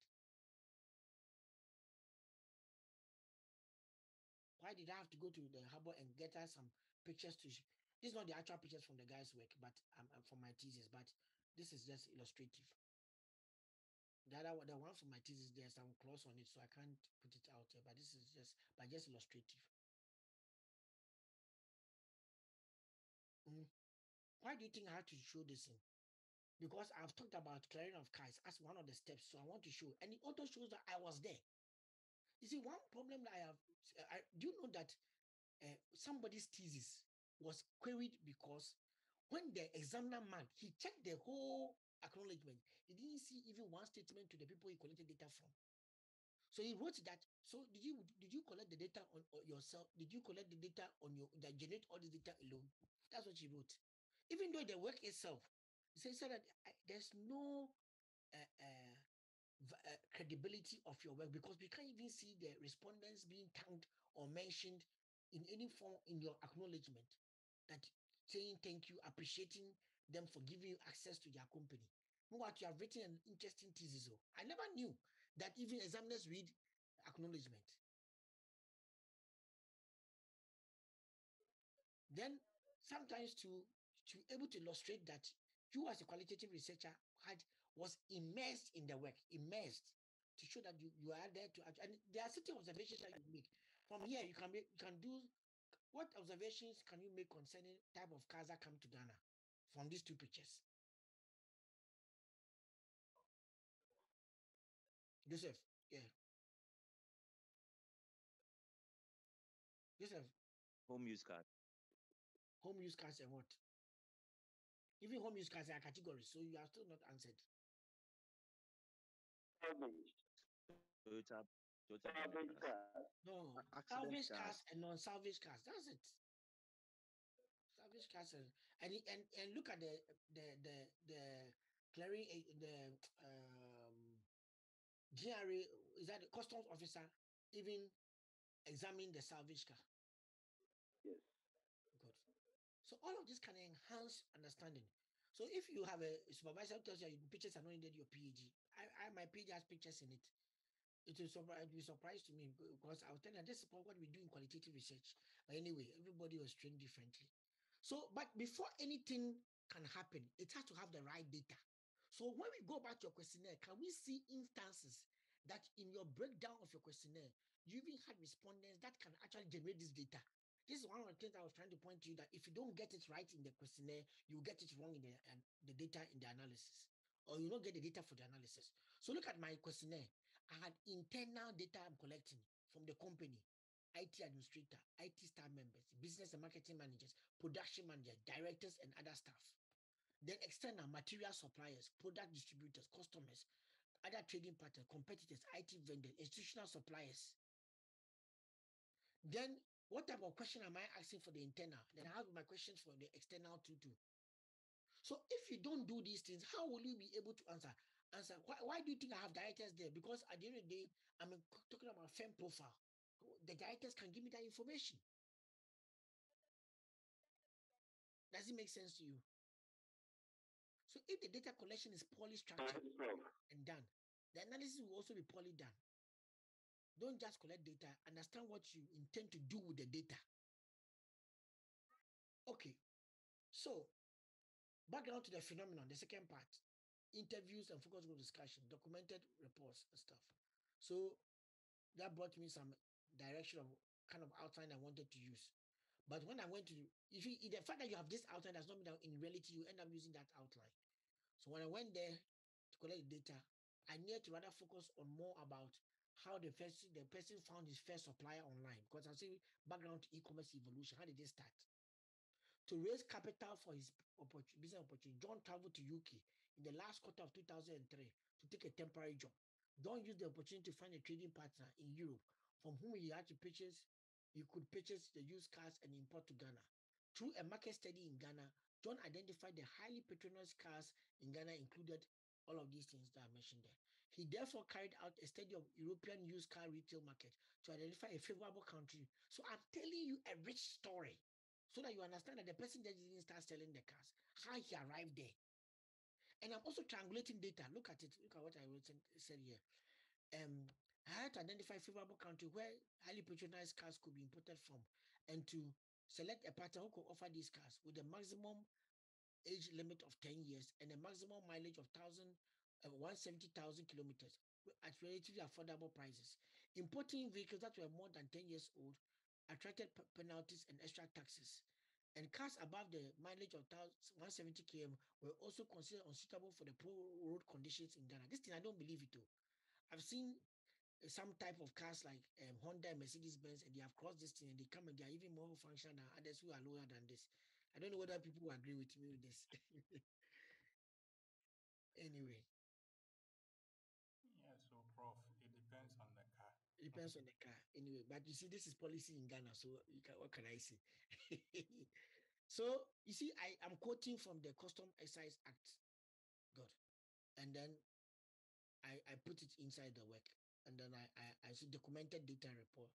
The observations. This is what he did. Observation. He went to there's a section that you have not read. He went to Jowulu and was walking around doing observations, and then he got that one for me. So because of the fact that he was given to me as reported, I also went. I told him, let's go to the same place he went to, and he took me there, and we talked to some of the people, and they confirmed to me that about the cars that people liked in Ghana around that time. 2000. My data was collected in 2006. They started the company in 2003. So just 3 years. So I could get people who could give me some of the companies have even been there up to now. If you know the Jolu Road I'm talking about, those who sell cars there. From Dimples coming down, if I'm right. Okay.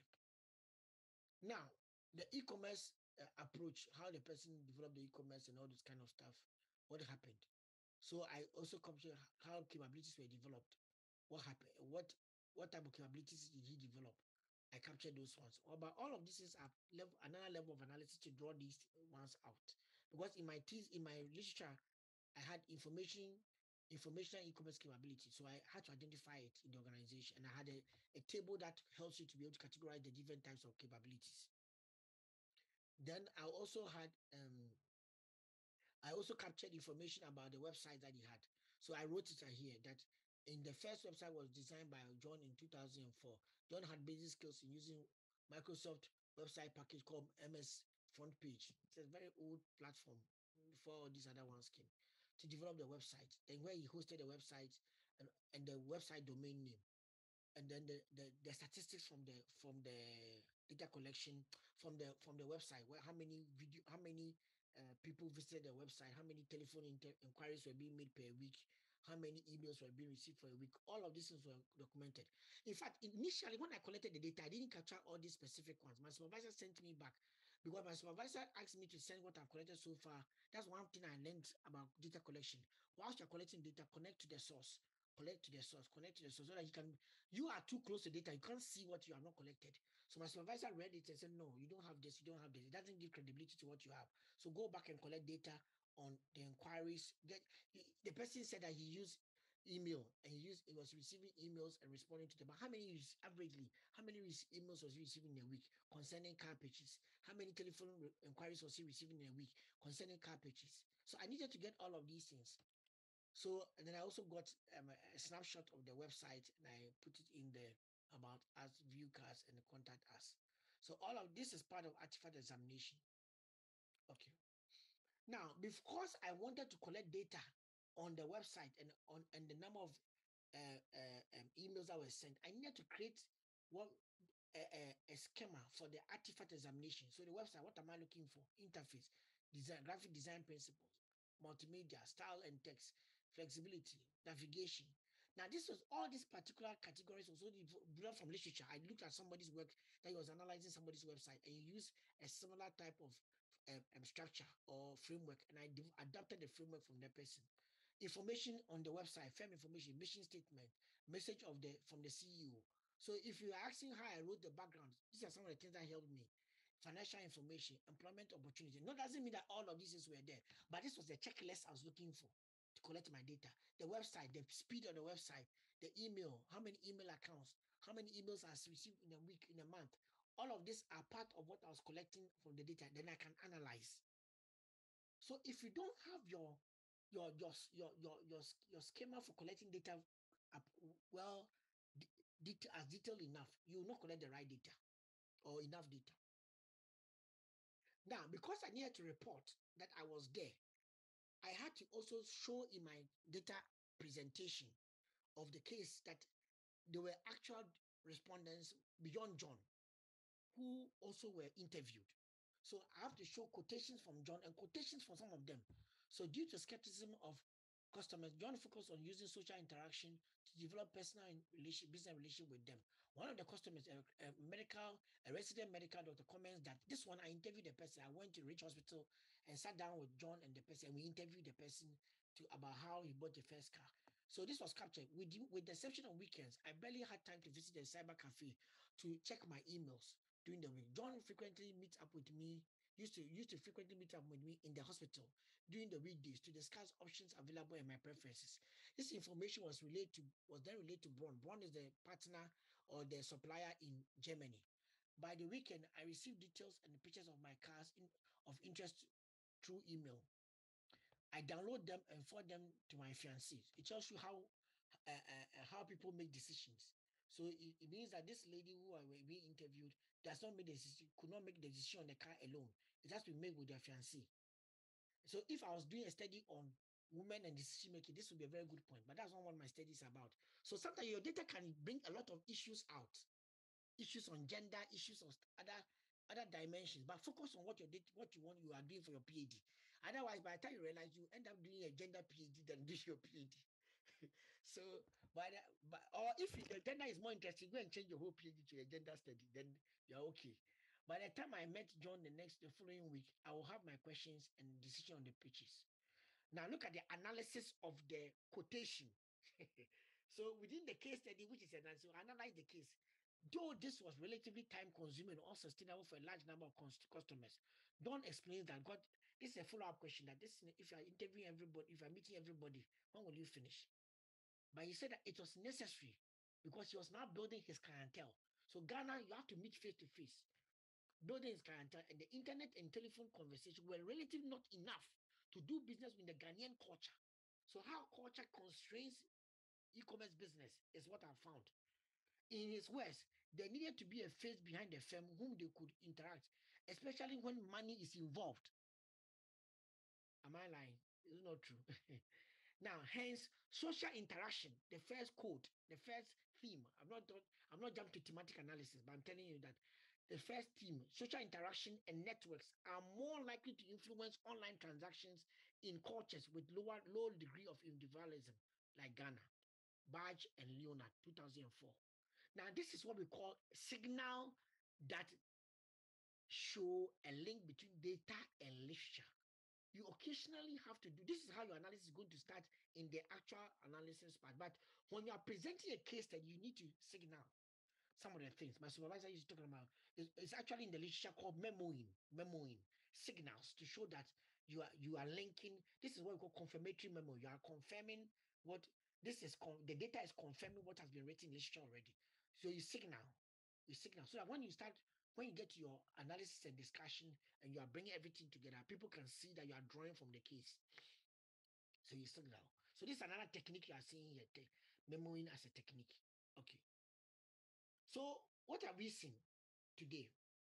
In effect, data analysis begins at data collection. The link between data collection and instrument, there's a link between data collection, instrument, and then the analysis, which we just saw. The principle of reporting structure. So the reporting structure has to be done. The principle of data triangulation, you have seen it. The principle of memory, I just finished. The condensation technique and the data display technique, you have also seen that one. Data display can also go beyond just what it does to also condense data. That's what we saw, that somebody say it summarizes data, it condense data. But is that all that has to do with analysis? I'm coming to a conclusion because I heard you guys say I should finish and then we continue in the evening, or unless you want me to, I can't finish even today, so whatever it is. Okay, so is that all? Not necessarily. Because you see, what we have done right now is just to analyze the data to gain the case. But we need to start analyzing the responses of the people to be able to generate value for their research answers. Let me tell you why. You remember the quotation I just gave you from the medical doctor. Now, if I'm an HR student, I'm doing a study, and somebody answered this question, my study could have asked that, what type of manager is John if I'm doing a study on leadership? Now, if I read the same thing, a marketing student can say that what type of marketing principles are at play? Customer service, all kinds of things. Somebody can even tell you so many different things that are at play here. In just this small paragraph that I see, what reactions can we make out of it? Now, an MIS student will be looking at the fact that it is not sufficient enough to just have a website. Personal interaction is needed. So what resources matter in e-commerce? An accounting student is now going to tell me that, or a finance student, is that what factors inform the pricing of used cars? Because the guy is going up and down, meeting people in hospitals, doing all this. So would he factor that in his pricing of the car? Now, do you realize what I'm trying to point out? What you have done is initially to build the case. Now, after you have built the case, the issues in the case, how do you analyze them to solve your research questions? And that is another level of analysis that will come into. Good. Now, let me give another example, then we can wrap up here. Then when we come back next time. Now, look at this one. This is about a study on the usage of online tax portal in Ghana and people's comments out of it. I will use it when I'm sure it is safe. This is the recent data collected by students. Right now, I am not 100% convinced of how secure my money is if I make payments through that means. In this same country, we have been able to handle mobile money well. And now this. Not far from today, you will start getting anonymous calls from people claiming they are GRA personnel, asking you to pay monies and you people. Okay. Number two, I don't want a case whereby in future I will be told I owe huge sums of money when I have made payments through an online portal. The fact is, I don't know how secure the records are, whether they are keeping the records or whether the data is being managed well. I don't know. And the general people are not coming out to reassure us. So I want to play it safe. Now, what reactions can we make out of it? Finance students, I put this in there for you, an accounting student. What reactions can we make out of it? Yes. Zelda, who are the finance students? Mention their names so that I can call them. Boys. Boys.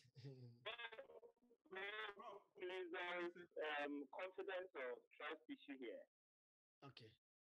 Confidence and trust issue. Yes, boys, you're saying something. But what I was saying is tied to that, a display of skepticism, and also the level of assurance that the data is going to have, is going to be accurately kept and not released to people who are going to exploit it is another issue. Okay. So you have a lot of viewpoints coming out. So you have got skepticism, the role of anonymous calls, generic credibility, perceptions of security, fears of inappropriate data management or governance, assurance from GRA, which you just mentioned. Now the question is that look at somebody saying, I don't want whereby in sometime in future. So are the fears present or their future, future fears? Are they present fears or? I think there's a movie called Present Clear Danger, if I'm right. So are the fears present or they are future based? Yeah, please, they are present. However, it tends to be riskier even in the future. Okay. Thank you very much. So all of these things point to only one factor called perceived trust and security. But these are the codes that we are generating, the themes we are generating. So the question then comes, how do we do analysis to arrive at answers like this? How do you analyze this? Because you can write the case, but what about if it's you are doing a study on brand perceptions of people's perceptions on rebranding of the banks, like in CBG, and you're just interviewing people, and you're just getting their responses. So it's not a case study. You are just do a qualitative inquiry and then putting the comments, the responses together and analyzing the response. How will you do that one? Because this one is not a case. So in such a case, in such a scenario, you have different people's comments, and you're going to analyze those comments. So that qualitative inquiry needs some analysis. So how will you go about it? How will you go about it? And that brings you to a whole choice of different techniques.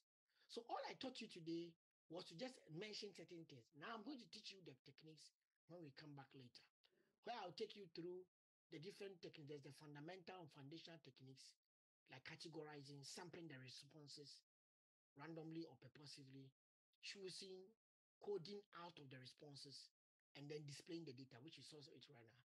Then the techniques like memoing, thematic analysis. Now, you see the references that you see there here. All these people have got different versions, different ways they explain all of these things. Pattern matching, cross-case analysis, discourse analysis, conventional analysis, content analysis, narrative analysis. I can't teach all of this, but I can introduce them to you. So I'll introduce a few. Then you have Mouse and Huberman technique. Now, Mouse and Huberman that's what I was telling you, a researcher who discusses thematic in his own, discusses coding in his own, sample and response categorization. So you memoing, and even he has pattern matching and some of the case analysis, all of them within his own. Then there is Brown and Clark's thematic analysis that brings in some coding too. Then there's Dynamax explanatory research model, which I use for my PhD. Then recently there is Easton's guidelines for case study, how to write a case study. And there's Warsham's own for the interpreting. Easton's own is for critical realism. So if you are doing critical realism and you want to know how to write a critical realist case study very well, use Easton. But if you are interpretive, you use that of Walsham or Klein and Mouse or Myers. Then if you want to go to grounded theory, use Glaser. But if you want to put it all together to tell a story of how the analysis takes place, use Giants Data Analysis Steps 2018. So quite a number of the students I have supervised, they combine number 7 with number 1. By the time they combine number 7 and number 1, it will capture number 2 here, and then most of the things up here. Or I've seen students to also combine just thematic analysis, those especially the interpretive students. They combine thematic analysis with Klein and Miles or Washam, or they may combine something else. This is not an exhaustive list, though. I'm just telling you the truth. But I'm just letting you understand that the list can be more. There's even more. Even some of the methods that you may see, like phenomenology as a method, it can be also used as an approach for data analysis or a philosophy on this, even on its own. Yeah. Okay. So how does it relate? In the last minute, 1 minute more. So all right. First of all, we use the foundational techniques at looking at what is in the data. Then we move to the primary techniques to be able to draw sense from it. Then we relate at the higher level technique like selective coding, cross case analysis, and pattern matching to be able to get the relationship with the theory. So you will end up starting with categorization, coding, data display. Those are more at the fundamental to see what is in the data. Then you move to a level where you start bringing the more of the primary and higher level techniques, where you start looking at the memoing, thematic analysis, pattern match, because thematic themes are drawn from quotes. Patterns also are drawn from themes that you may have. You look at the patterns that okay. Then cross case analysis, when you have a case and you compare it to another case. Okay. So in my relationship of learning this work, I've learned that you start with the foundational techniques where you do the coding, open coding, code what is in the data. What is the data telling you? What does the that imply? And how does it relate to the literature? That's the 3 steps that I use. What does the data tell me? Description. How does that imply? And then how does it inform the theory? So if it was thematic analysis, by the thematic analysis by this person, Blaisley. Blaisley says that it is describe what is in the data, compare what is in the data, and check how it relates with the theory. All of them are the same. Blaisley is a paper that you can read. I think can make it available to you. You can find it on. It's about thematic analysis, and just add Blaisley, his name to it. You'll be able to find it in Google. So when you finish all of these things, then you have to draw conclusions and come up with suggestive findings, or that will lead to the lessons that you learn from the work, or and a revised or post-study framework. In case you said this was a relationship, now you have finished the study. What are the new relationships you have found? Okay, so I'll pause here. So when we meet again, I don't know whether we'll meet tonight. If available, we can then take one. We'll take Miles and Huberman and go through, and another time we'll do thematic. Now, all these things are important to know and understand before you start learning how to use the technology, the data analysis softwares. Like somebody say you want to use Vivo or use Atlas. If you don't understand what you are doing, the technology will not help you. The softwares will not help you, and the softwares will not do everything. They will even just help you in you tagging. If you have a lot of data, tagging the data to see similarities in terms of words, and then bringing them to draw maybe some relationship diagrams for you. Okay. So if you look at it very carefully, Miles and Huberman talks about data collection, data display, data condensation, and drawing conclusions. So you see, that's why I mentioned earlier that some of the methods and approaches that people have named after themselves pick techniques that belong to are generic, but they put it together in a very unique way that makes sense. So all the things I've told you about data collection is in here. All the things I've told you about data display is in here. The things I just told you about data condensation is in here. But he is arguing that it's a complex interaction of all of these things when you are doing analysis. So I pause it here. Any questions? Then we can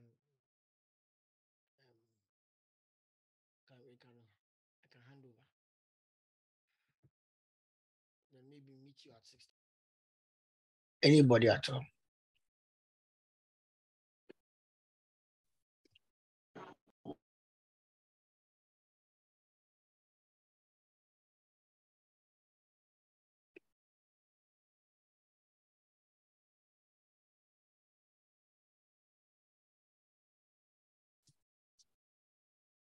Hello. Hello, Prof. Yeah. Okay, so we went through some qualitative data collection strategies or methods. So we went through case study, ethnography, phenomenology, and then we also got to understand that we have the qualitative data analysis techniques and then the qualitative data analysis approaches. And some approaches are named after people who sort of come up with those approaches, like Miles and Huberman. And under the various approaches, we have different type of techniques. So data condensation, data display are all types of techniques which can be under the Miles and Huberman approach. We also went through triangulation and then some case profiling in terms of writing your case study. We also understood that the analysis. Hey, madam. You also understood that what? The analysis begins when we actually start the data collection, because when you are writing your case, you deduce, you remove some things, you sort of condense the data, you bring things that are necessary to whatever you're writing. So at that stage, the analysis begins when you start the data collection. And we went through some 4 stages. Something you said that it came into your mind. So we analyze to generate the case, and then we analyze the case to get our findings, and then we discuss the findings to get contribution. Yes. And Professor, I remember. That's very true. We analyze the data to get our case. That's for case studies. That's for case studies. But if you're not doing case study, you may analyze the data and get straight to your findings. So you analyze then you discuss the findings to get your contributions. Okay. So you analyze your case to get you analyze the data, get your case for case study.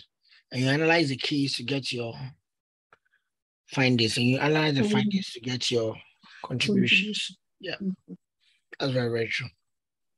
So that's something that I myself have learned through the sessions. So Mouse and Huberman, they have a number of books. The first one, the 1994 one. Then there's another one, I think 2013, if I'm right, or 2013 or 2018, one of them. Now that's the more recent one, but that one there are 3 authors. I think there's a person joining called Saladana, if I'm right. Yeah.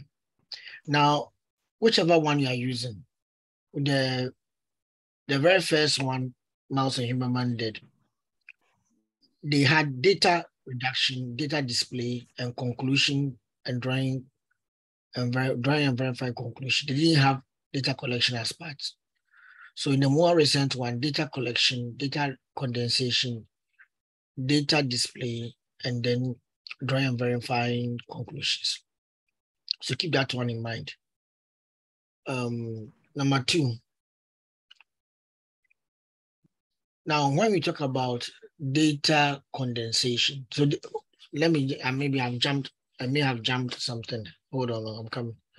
Let me see. I think I have positioned something in the content. Let me just position some.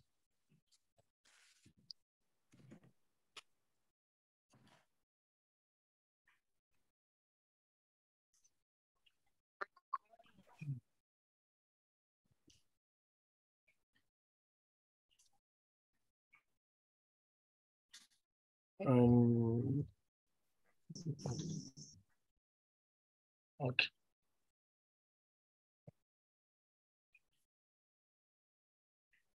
Okay.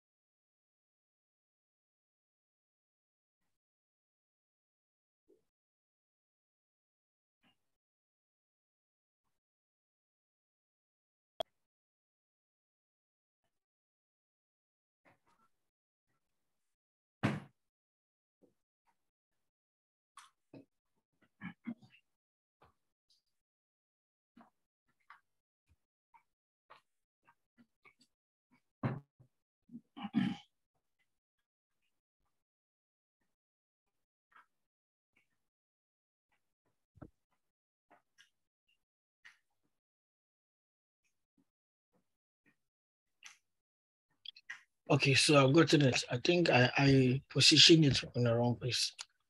Let me just.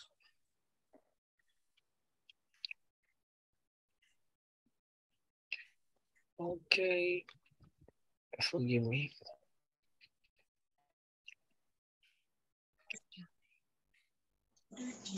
Okay, so as I said, you have got data collection, data display, data condensation, then conclusions and drawing and verifying the conclusion. Now, without the data collection, that is when you begin to collect the data. So you, the researcher, you do a lot of sorting out of your data, categorizing it and establishing the links between the data and the respondent. So indexing the data, and then also trying to index in terms of time, trying to index it in terms of stakeholder, and then trying to also make sure that all the variables that are supposed to have been collected, data should be asked, questions should be asked about them, they have been exhausted in terms of the responses that you are supposed to receive.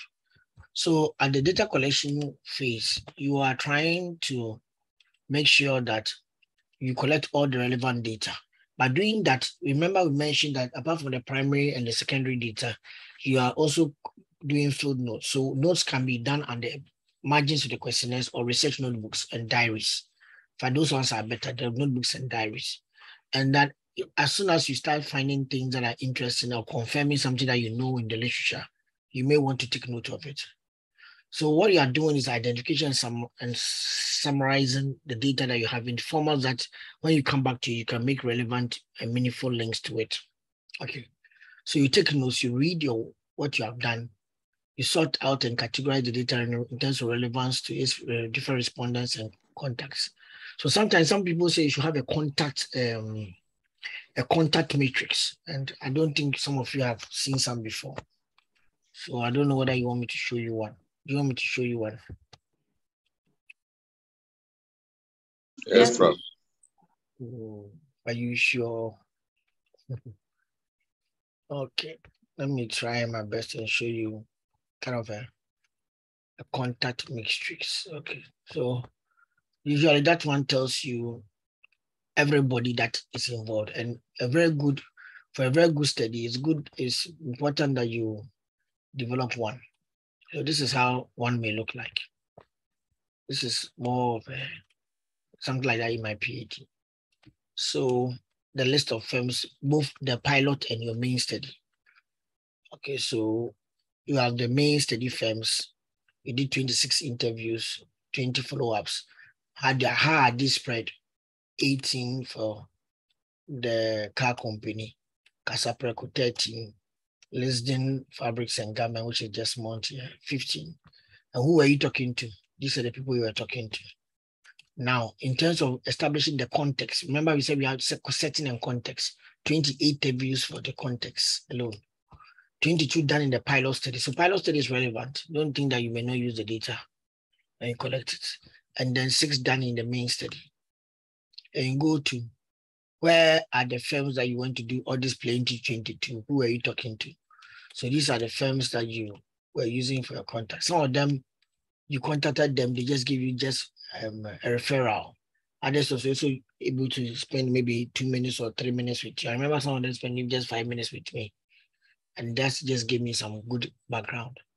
Then manufacturing, financial, web master. So each of them, because I can't identify names here, I have names of people that I was working with. I hope you understand. Somebody say, why you do have a fashion house?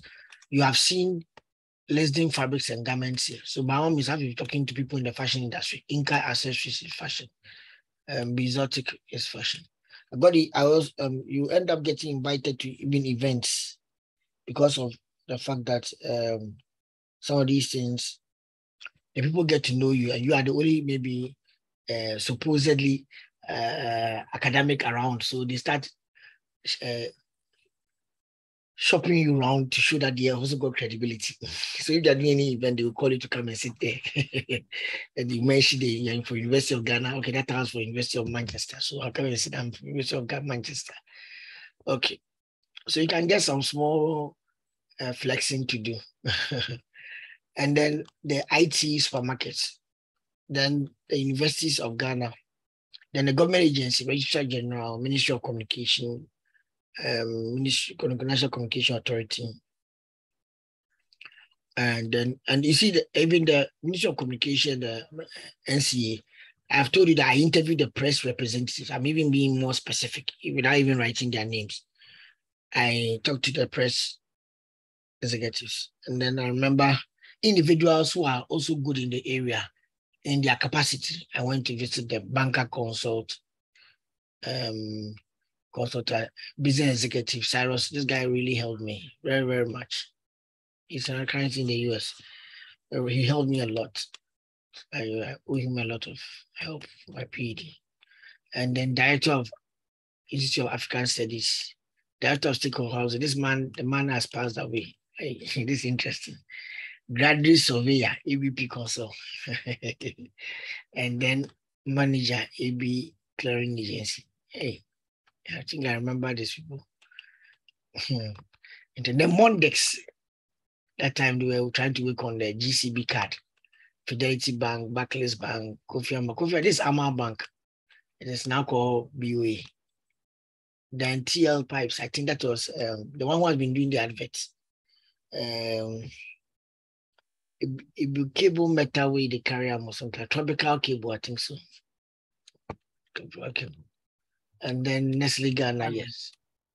Akosombo, Myrock. Hey, these people by the time I finished, they gave me a contract. I remember they paid me $1,500. I remember. And then you go and collect data and you end up getting contracts by the time you finish. I remember this one very much. They gave me a contract by the time I finished. And then milky drinks is Fan Milk. Some of them I couldn't use their name because they told me that they won't give me permission, so I should change their name. So this is what I was telling that you have to do that contact matrix. So that it's the same thing of like your case study contact list. If you are doing a case study or even your interview contact list. Okay. So are you now okay? The lady,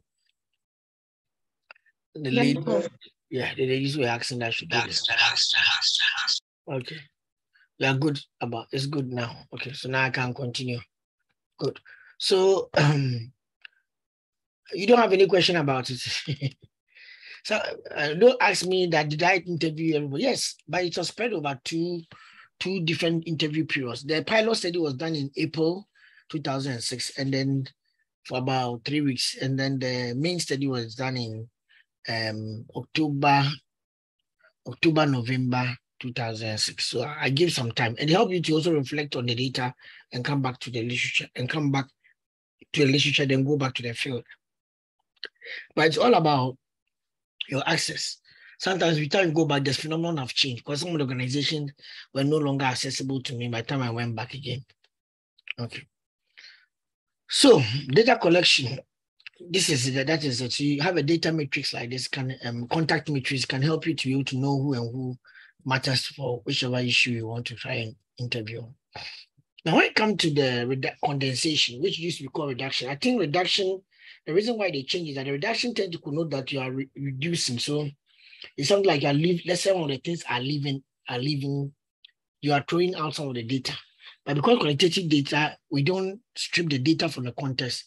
Condensation seemed to be a more appropriate word after they wrote the next edition of the first book. So they themselves said that there should be condensation or reduction, because reduction tends to connote that you are losing some of the data. But this condensation means that everything is there. Yes, that it has been condensed into or encapsulated into other different words that kind of envelopes the essence of them or of the statements that you got from the people that you interviewed. Now, so what you end up realizing is that we use a technique within the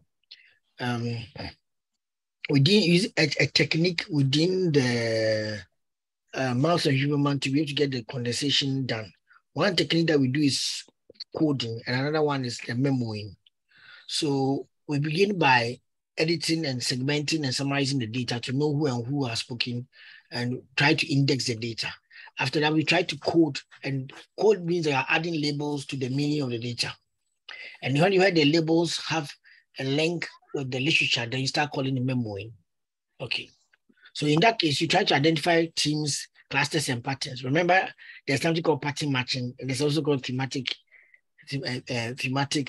analysis. So don't be surprised that a mouse and Huberman can involve thematic analysis and pattern matching, because you're actually seeing the words here. The later stages, you conceptualize and then explain to develop abstract concept. That's when you start linking them to the theory.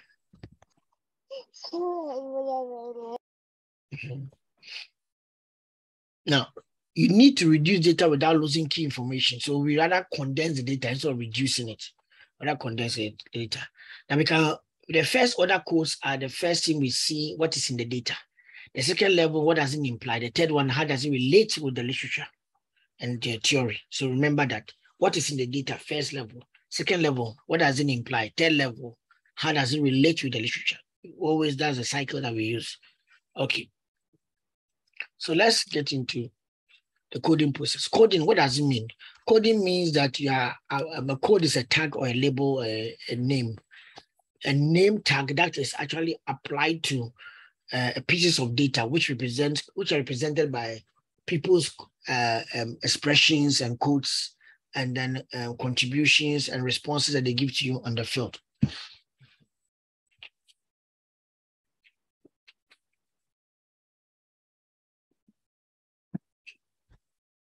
So what you see is that we do the coding so that we can index the data, so that we can retrieve the data and compare it with others. Good. Number two, it becomes the basis for the data analysis. I remember in the previous session, we talked about online tax portal. where when after reading the text, some of you were coming up with a number of different labels. Remember you did some labels, somebody mentioned security concerns and other ones. And when I put all of them together, I said it pushes to one variable called, I think, security and privacy or something like that. Perceived security, I can't remember, but it led to one particular outcome. Now, there are two ways that we can code, but both ways are relevant. It's not like you use only one approach, you use both. In fact, sometimes they are codependent on each other that you don't even know which of them you are using. The first one is to look at your framework and look for what may be necessary. The second one is to, when you say framework, look at the literature and prescribe codes based on the literature. The second approach is to look at the data and you yourself put labels on the work.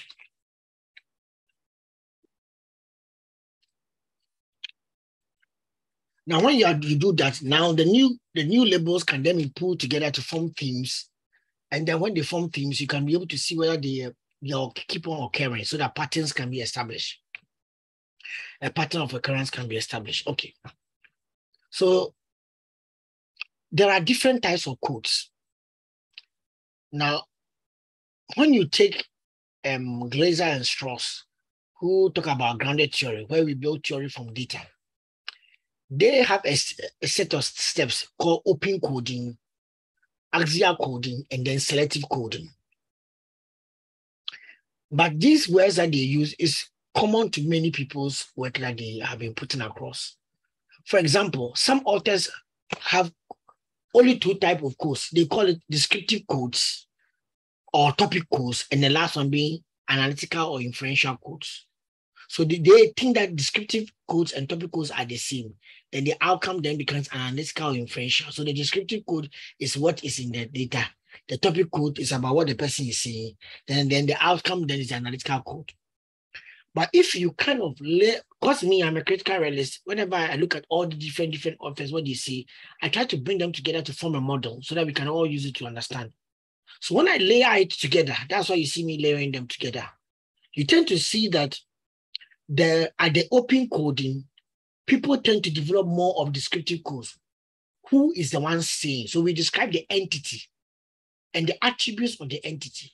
So gender becomes an issue, age is an issue, and then maybe the person characteristic, the job is an issue. So we can use it to create an entity description. But the entity is saying something. You see, the reason why entity, sometimes some people ignore the entity who is talking because they want to just focus on the issue that is being shared. It's not wrong. But we are in an age or in an era where generational studies have become important and gender studies have become important. So usually when you pick data, you always want to put it into a setting and a context and try to know where it is coming from.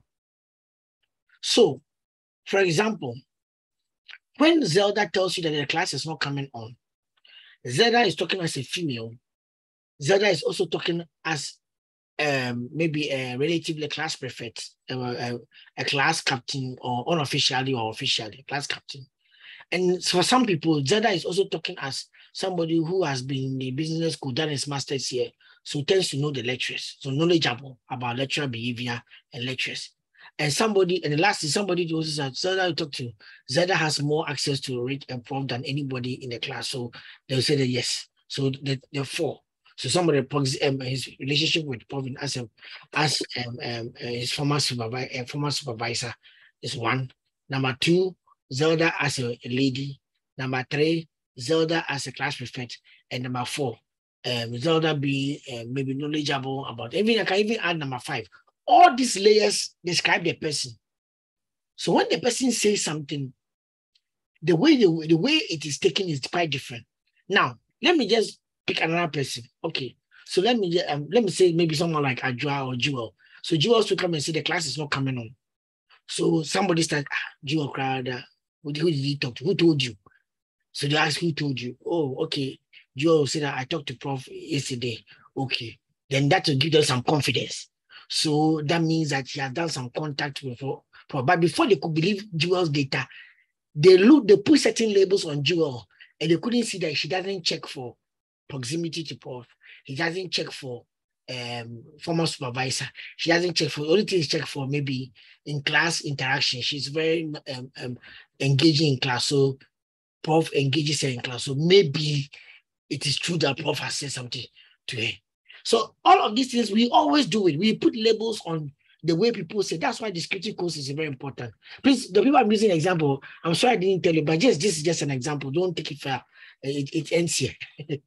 Anyway, so that they don't come and beat you and say that you have been telling prof about what you have been doing. Anyway, so I'm just trying to emphasize something here. The descriptive course, who said it? Then topic code is what the person is saying. Now, what you don't realize that as the time that you are listening to what the person is saying, you are combining it with who is saying it and making an inference to what is going on here. We all do it, but we don't realize it. And that is what I'm trying to let you understand, that analysis is not something very strange, but it is something that we always do. Let me just give an example. Before Uber came, and then let's say people still don't take, or not everybody takes Uber. Let's say you have to take a taxi. As the taxis are coming, some of you have got preference. Some people don't like small taxis, so that, especially if you are quite tall, you want a taxi that is spacious so that you can sit in and stretch your legs. Some people too have a taxi will stop and then you tell them that you look into the taxi. Even as the driver is talking to you, you have actually closed your mind, analyzed and said that you pick this taxi. One, the back seat is dirty. You can see that there's no radio in the car. It looks like it doesn't have air condition. All this are about within that 2 minutes, you just look into the car. You have analyzed all these things at the same time. Somebody also doesn't like young people as stopping them because they talk to the young drivers who talk plain and they try to engage you, but you want to relax. Others also don't want the older people. So there are so lots of things that we put labels on. So before the person can say that, where are you going, which is what he's saying, you have used descriptive codes to label the person already, to categorize whether you go or not. But what happens is that you combine what he says to his descriptive code, and you can make a, sometimes you really don't like the person, but the way he will say, oh, that alone maybe will make you happy. Maybe you're having a bad day. So even if it doesn't check on some of the descriptives, you combine the two and say, what is going here? I think I'll find it more interesting to me. Let me just sit here and go. So you have gone to the analytical level, but you have canceled some of the, you have become more tolerant to some of the descriptive issues that you saw, but you're not worried about it. Now, what is happening is that at the analytical level, you are combining what you have analyzed there from the topic to the descriptive with your prior experience. That's your literature review, your prior, what you have read. In case yesterday you read something and used that we should be careful of taxi drivers and all kinds of, it is going to affect you. And all your prior previous experiences in taking a car or hailing a taxi, all of them come to play. What your grandmother told you, a friend told you, your husband or somebody told you, all of them come to play. So you end up comparing what is you have been able to infer with what is your previous, and then you make a selective decision. I will go or I won't go. That is what happens at the end of the analytical code. So what is going on here? What meanings and things in relation to your research questions? I'm going to Accra. That was a research question in your head. So you combine all of these things so that, look at the time. Maybe you're going to give a talk there, and looking at the time, if you really say you are going to ignore this kind of stuff, you may be late. So you end up making a choice and just sit in it and go. So the meanings and themes in relation to your theory. Now, Glaser and Strauss talks about selective coding because in the midst of all the things that you are coming, there are several conclusions you are finding out. Which of them best describes or best answers your research question? That's why it becomes a selective coding. Okay. So you have got the descriptive codes, the topic codes, and then the analytical coding. Now, you see that it's a process. So if you look at it, the first order codes are what you are seeing in the literature. You're seeing the data. Now, some of you, the way you think is further than myself and then anybody here. So you may see a sentence, you move straight to a higher level of coding than another person. So sometimes somebody's first order code could be somebody's second order code, depending on the level, how knowledgeable the person is about the domain of study. That is one. How much you know about the research work, the previous research in the area, and the variables and some of the things that have been discussed in the area. So when you see certain things, they jump to you and you are able to move straight to even selective coding straight away. But because you have been doing something which is scientific work, we want to see the process at which you arrived at. That's why the coding process is captured in the thesis work. So let's take an example. Now, coming from an ethnological approach, you want to look at the lived experiences of PhD students in Likely University with the objective of answering two questions. What are the likely PhD topics they will select? And what type of students are preferred in that university by listening to the lived experiences of the students. Okay. So number one, supervisors are usually World Bank experts and very knowledgeable, but often away for global assignments. Number two, I spend more time on Skype for discussions with my supervisor. Now, you see that there are two codes that are here. The first one is knowledgeable supervisor. That is a description of the supervisor. The second one is limited face-to-face discussion. And that is an inference or the fact that you are spending more time on Skype. These are two different types of labels. The first one is a descriptive level. The next one is more of an inference of the type of thing that what you have made from the statement the student made.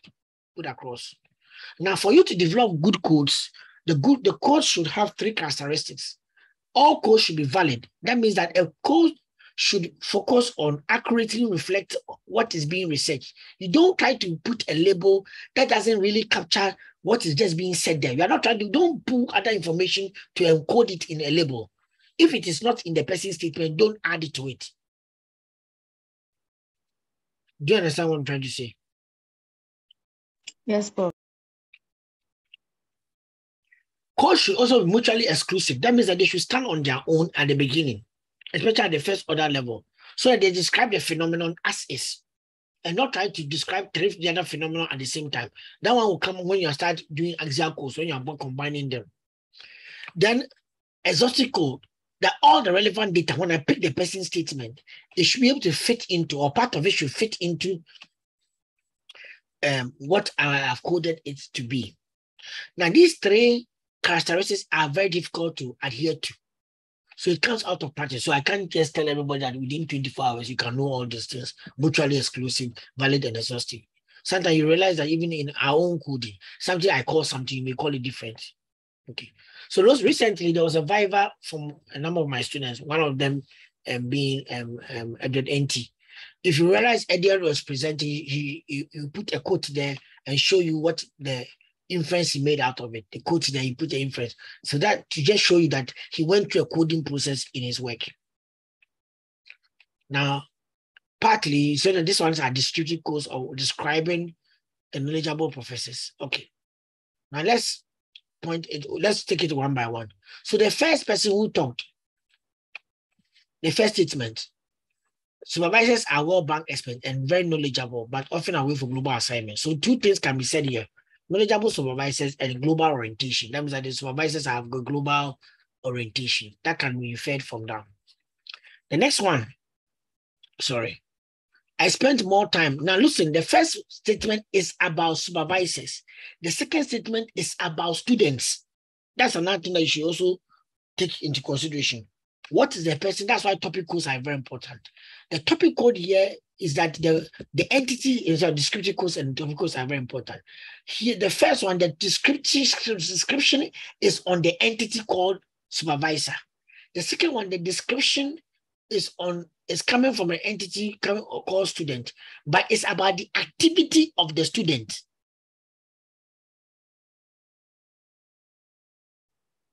Do you understand me? It's about, let's work it together. It's about the activity of the student.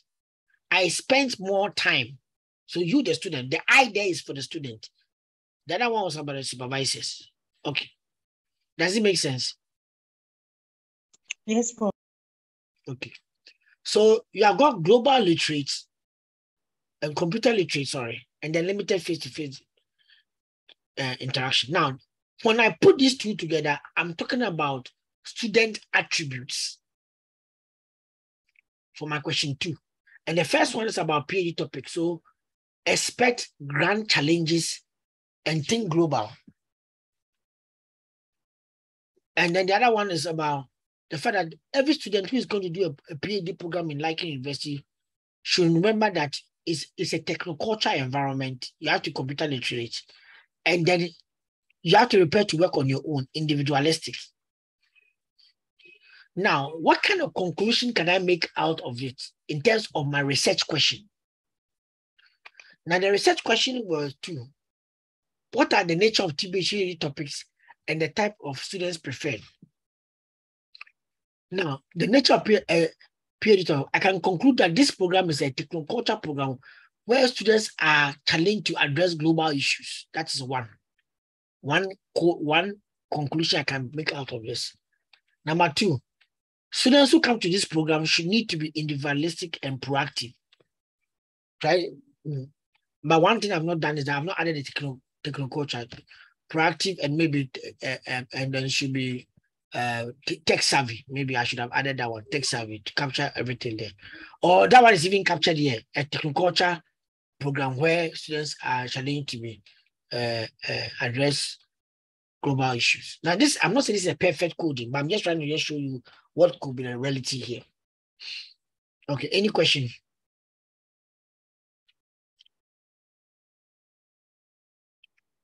No question. Okay. Now, the next stage in the memoing is in the coding is when you do memos. Memos is theorizing write-up of ideas about codes and their relationship as they strike the analyst whilst coding. It can be a sentence, a paragraph, a few pages. Now, what you try is I call it a moment of ideation, where you find that data links with theory and then previous lecture discussion. So you end up creating memos, and you put the memos down so that you can use it as part of your discussion when you are putting out your write-up, your actual write-up. Okay. Now, so you code, you memo, and your memo can either be confirming what you found in the data or can be in contradiction to what you found in the literature. So either what you found in the data is confirming existing literature or is contradictory to existing literature. Okay. So how does it happen? So you review your analytical and aggregate constructs. If you have multiple cases, you need to review these codes per each case. Establish patterns, case A or case 1 and B, or case A and B, or a series of occurrences within one case. So if you're establishing patterns, you can either see it as in case A and as in case B, or as in case 1 or as in case 2. Now, that is the memoing part. Now, what happens is that the pattern that you see, you have to ask yourself, does that pattern agree with existing literature? That's confirmatory memoing. If the pattern disagrees with the existing literature, you've got contradictory memoing, and you write out your sentences. So this is a lot for everybody. So I'm going to use an example. Now, this is a data on mobiles and micro trading. So Antia Kosia, we are trying to look at the impact of mobiles and micro trading. So Antia Kosia says that what? Most of my customers are in working class, meaning they do not have too much time to come to the market. She did the meaning herself, not me. You know that. I therefore call or text my customers periodically and ask them if they are in need of any tomatoes, and then I deliver them at their offices before they close. Grace mentions that supply of maize is controlled by monitoring prices on the market. Prices determine how goods should be supplied at one point in time. I'm able to send simple text messages to inform customers on maize prices and delivery times. Customers are able to monitor trucks that bring the commodities to the markets in Accra. This enables customers to plan for contingencies. Now, all of these things are talking about how mobiles are being used, but in different way. Now, some of them is even talking about the type of functionality of the mobile phone that is being used.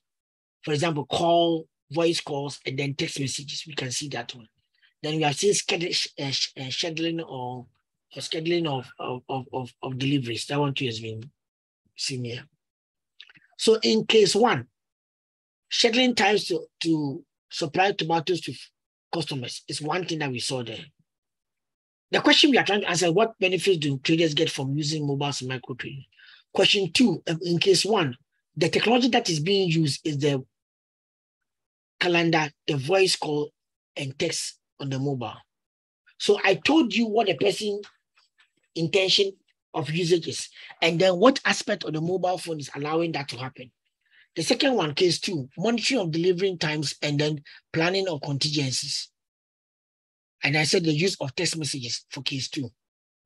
Now, when I combine the use of the calendar and I'm combined with the scheduling, I can see that now the person is being able to personalize services for consumers. So the label or the theme that I can draw from that to those two, when I combine these two, that's these two first level codes, I can then see that I can personalized services are being created. And then I can also realize that because I'm using the calendar, I'm using text message, I'm using voice call to be able to manage the supply chain, I'm gradually building a borderless business environment where I don't need to be there, but I can actually make control. And that kind of thing was implied in the speech. I don't have much time to come. They don't have much time to come to the market. I therefore call customers periodically and ask them, I need your tomatoes. Okay. The second one has to do with monitoring of delivery times and planning contingency, so controlling the supply chain again. But what is interesting is that this one, the place factor of the business is redefined, because as the person is doing business, the business is not a physical location anymore. It's on a virtual or digital environment. And in that digital environment, the person is monitoring the delivery times and planning contingencies. Now, when I combine the two, I can say that in terms of my conclusion, one, redefinition of the place factor is one, and control of supply chain, thereby creating more personalized service, which can contribute to loyalty and then retention. So that's what I'm drawing for this. So the redefinition of the place factor. The place factor means in marketing, they understand it very well. Place is part of where, is it for distribution? Where the business is actually, the activity is actually taking place. Now, it is not just on the market, it's on different places.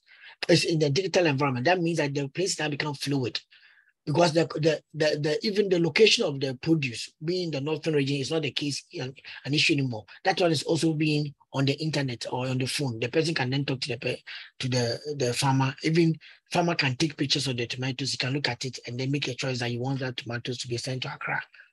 So the place factor has been redefined, and then there's better control of the supply chain, therefore creating more specialized services, which can contribute to the outcome of that. It can contribute to loyalty and retention. Okay. Now, because of the fact that what we have found is quite interesting, we need to link it to literature. Now, this particular paper that this is extracted from, the paper used what we call the transaction cost theory, which tries to talk about the friction within the transaction, or ability for us to be able to address two types of costs. One being the coordination cost. The coordination cost means the cost involved in finding the buyer and finding the appropriate seller or buyer for an item. Number two, the actor motivation cost. When you get a buyer or person who will buy, who you supply or buy from, what kind of mechanism do you put in place to make sure the person is committed to and will not renege on the transaction? So that's called actor motivation cost. Now, there are also a number of principles within the transaction cost theory. One of them is called the phenomenon of asset specificity, meaning that after using an asset for some time, the customers become logged in for a considerable time, and it deepens the relationship. So customers logged in a particular transaction for a considerable time and deepen relationship. Now, that asset specificity is a link between the outcome of personalized services. Because when you personalize services, you end up getting can lead to more loyalty and then more retention. Okay. So how then will you write it out? So in writing it out, you have to doing Mouse and Huberman, but you are going to draw on another technique called cross-case analysis. Cross-case analysis means that you are able to pick one case and compare it to another case. So he says that in case A, what happened? Remember, you have to find, you are doing multiple cases right now in terms of the data. So in case A uses a phone calendar functionality to schedule times to supply her customers who need tomatoes. In case B, Customers are able to monitor delivery times and plan for contingency through text messages. This communication medium creates a borderless environment or redefines the place factor in transacting business, which with customers and creating more personalized services. Now, remember what I told you. You analyze the data to generate the case. Then you analyze the case to generate the finding. Then you analyze the finding to talk about the contribution. So you see what's happening here. So he says that this communication medium, so we are analyzing the case, so creates a borderless environment or redefine the place factor in transacting business with customers and creating more personalized services for them. Now, we are going to analyze that one. Personalized services lead to deepening relationships, which can contribute to customer loyalty and then retention. So now we have analyzed it to come out with a finding. Now we need to look at the contribution. Contribution is that, is there any relevance in what you have found? So we are going to memo it by comparing it with existing literature. Williamson refers to this phenomenon, this personalized services phenomenon I'm talking about, of deepening relationship as access specificity, a transaction characteristic that depicts customers locked in the transaction for a considerable time. You analyze the case, the data to generate the case. You analyze the case, case analysis to generate a finding. Then you discuss the finding in relation to literature to get your contribution. That small paragraph you see here. See the level. This is what we call analysis and discussion, or discussing the analysis. Charlie, I beg you, Rana, let me relax. I'm working it too much for myself. Are we good? Yes, Prof. So half of the people are asleep. Yes, sir. Yes, Prof. Don't sleep. Wake up. Okay, not asleep over this one. It is doing the levels are different. The level is high now. The level is not high. Yeah, this is normal. Okay, I will help you. Because this you are being paid, you, and I will show you some work that a master's person did. If you tell me this is higher, then I have to take a key. So let's go again. Okay, so now we analyze again. Now we're analyzing for how do market traders use mobiles. You see where we always start from? We start from the research question, the premise of the study. Remember, I told you that in the previous session. Didn't I say that? Analysis starts from the premise of the study. So your premise should guide you in terms of what you combine. So we start from the premise. How do market traders use mobiles in micro trading? So when you say, okay, how we use mobile? So now I'm going to look at the second part, the technology part. Okay, so mobiles are being used as a communication and information exchange with customers, voice calls and calendar. We see this here. Then here, communication and supply chain information, monitoring and delivering types and planning contingency. So communication and supply chain information, monitoring or supply chain monitoring with text messages. So managing trading information through voice calls, calendar, and text message. That's what we can conclude. We are managing the information, trading information through voice calls, calendar, and text messages. Okay. How does that relate to the literature? Okay. Now, we call this one contradictory memory because mobiles in a paper written by Boateng. Now, we were expecting in terms of the usage, this one is about use, or how do they use? The usage I pointed at, do you see anything about mobile money? No. So we're expecting mobile money, we didn't find it. So I then mentioned that mobiles and farmers and fishermen study found the use of mobile money for trading. But mobile money is not evident in this study. It could be perhaps because of the economic volume of trade and transaction and the type of trade. So the type of trade that we are seeing here in terms of by the market women, these are retailers. It might not be of a high volume where mobile money may have gained attention as of that time that I collected the data. This is 2010, 2011. Okay. So I was expecting mobile money, I didn't see, but I saw mobile money among fishermen. They use the mobile money among fishermen. So I was expecting it, I didn't see it. So why? So then it goes contradictory memory. So how will I write it? Okay, let's continue. Traders predominantly use, this is a summary. I'm saying from both two case studies. Traders predominantly use mobile phones to improve existing trade activities. These include communication and information exchange with customers and trading partners through the use of voice calls and text messages. However, little can be said about transformational impact of mobiles. Transformational impact of mobiles means that you're actually using mobiles to empower people and then to bring a total transformation, which is not evident here. What we see here is more about they're using it for voice, the same thing, voice calls, so it's more incremental impact. Okay, so contrary to the previous research on mobile phones usage by fishermen and farmers in Ghana, there is no evidence to the use of mobile banking services in micro trading activities. This finding perhaps stems from the differences in economic volume and type of transaction involved in fishing and farming, as compared to micro trading activities of traders interviewed in the research. So looking at the way that this is why selection of cases is very important. Selection of respondents and selection of cases is important. Now, I am making that inference that this is in contrary to what I was expecting. I was expecting that some of the literature will confirm or have a congruence with some of the previous, with the data I have here. But the data I have here doesn't talk about some of the transformational things that I was expecting. So we don't see here more on transformational impact type of research or observations. What I see here is more of incremental, using a mobile phone to do what you already do and do it better. We call those one incremental impact. So that one has to, like, communication, information exchange. You were doing that already. So the mobile phone comes to just enhance it. Okay. So I can then say that contrary to previous research, the mobile phone usage and previous research on mobile phone usage by fishermen and farmers in Ghana, there is no evidence in the use of mobile banking service in this micro trading activity. I was expecting, I didn't see. So I pointed that one out. Okay. So we call that contradictory memory.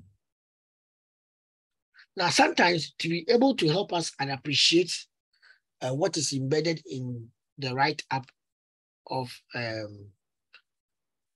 the data that has been turned into a case study or the findings that you have, we always have to go a little bit step further by displaying. So we display data in graphs, in tables, in charts, in network diagrams, in Venn diagrams, so many different things.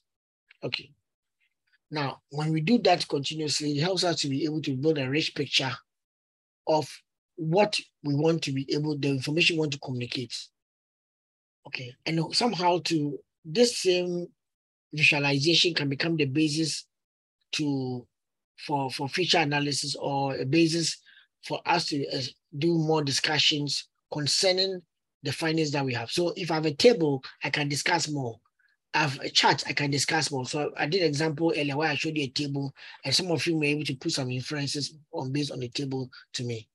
This is the same table, like the table one there, and then this is another table that also shows, and the first one is about traders, and the table I showed you was table 2, the financial profile Lanka consoles. Okay. Now it's important that your tables are placed by the text in which they try to explain. Okay.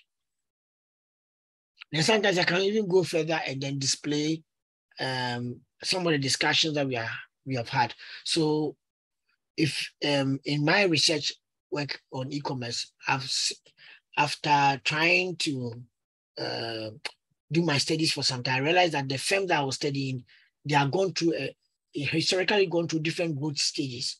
At one level, they had information capabilities, then they developed international capabilities. On the website. You could see that you could post, you can even request a car and then sell your car by posting pictures about your own car and then buy a car. So they are gone further to make it much more interactive, much more easy. Okay.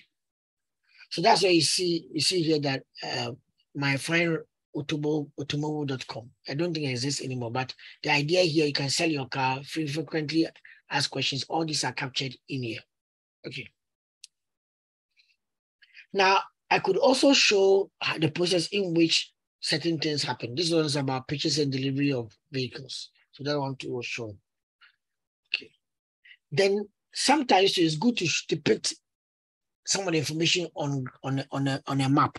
So in this particular scenario, this is data coming from Nigeria, where we're doing micro trading activities in and mobiles in Nigeria. So this one was focused on markets, on market movement. So what they're happy to do is that they have to try to map it out to let you where all the key markets are, and then show you the distance in between some of the places and then where the markets are. So in relation to the capital town being Abuja, so they can have an understanding of what's happening there. Okay.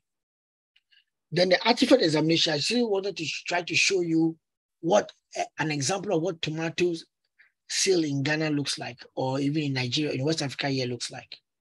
Now you see a lot of men standing here trying to sell tomatoes, which somebody will say culturally tomatoes is a female job. Or why are men doing it? Anyway, so that one can also lead to several gender discussions in this area. Okay. So what you should know is that you cannot display what you don't know. So what you know is what you display. That's one thing that you should keep in mind. Now, when you have done the data display and condensation, you need to try to draw out conclusions, like you saw me do, that will inform decisions in the future. Okay.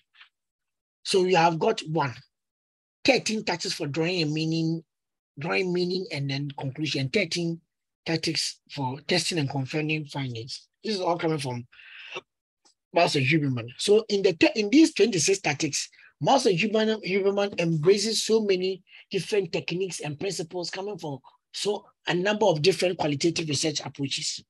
So if you look at them, you end up appreciating that they are drawing from different sources. This is what I was mentioning earlier. For Mouse and Huberman, you are trying to reach at the top there, the core category where you have done your selective codes. But before you can do a selective code, you have got your data that you are supposed to put together. And then, like in the open coding, discovering abstract concepts in the data and raising a conceptual level. Then go to ASIA coding, where discovering in the data connection between the abstract concepts. Then the select coding is selecting a core category by concentrating on basic social processes in the evidence in the data. So after ASIA coding, you go to the selected codes, which are the final one. Okay. So what I emphasize here is for most students is that you should appreciate what goes into the analysis methods and the choices that you have to also make as a student.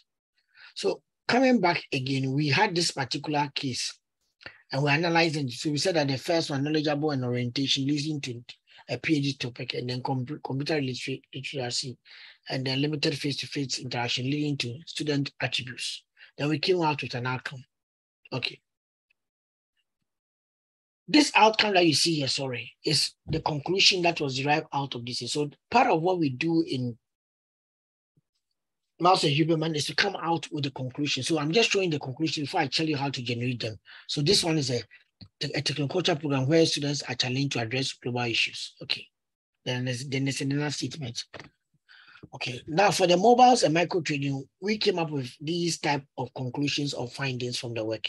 Okay. First of all, the innovative use of mobile phones in micro trading is influenced by pre-knowledge of the trader, which may have been developed through the formal and informal networks, or formal, informal, even developed through formal or social networks. I would say formal, informal, developed through formal and formal education and social networks. Okay. So we saw that some of the customers were saying, the one that marketing was saying that their own customers taught them how to use some of the functions of the phone and then helped them to be able to set it up. Okay. So that's why we pointed it out here that the knowledge that the trader may exhibit is developed through formal education or social networks. Number two, the readiness to use the mobile phone in trading is influenced by the readiness of the trader and the trading patterns and customers in the value chain. Okay, so it means that if you, the trader, you are ready and you are already hooked up and you're online. If your trading partners are not online, then there's no value, that much value to you, because you cannot be able to engage them if they are not able to connect as you expect them to connect. So connectivity for you, the trader, and the connectivity for those who are on the other side matters. Okay. Then the third one, in micro trading activity, benefits obtained by the trader tends to be partly influenced by the extent of mobile phone usage by the trader. and other actors, that's customers, trading partners, and the value chain. This is quite straightforward. What you gain is influenced by what other how the mobile phone is used by the trader and other actors. If the more they engage the mobile phone in their trading activities, the more you gain. Okay. So the benefits obtained by the trader tends to be influenced by the extent of mobile phone usage by the trader and other actors. You, the trader, you can only benefit if more of you use the mobile phone more, and then your traders partners are also using it. So it's not just readiness, it's about the level of usage.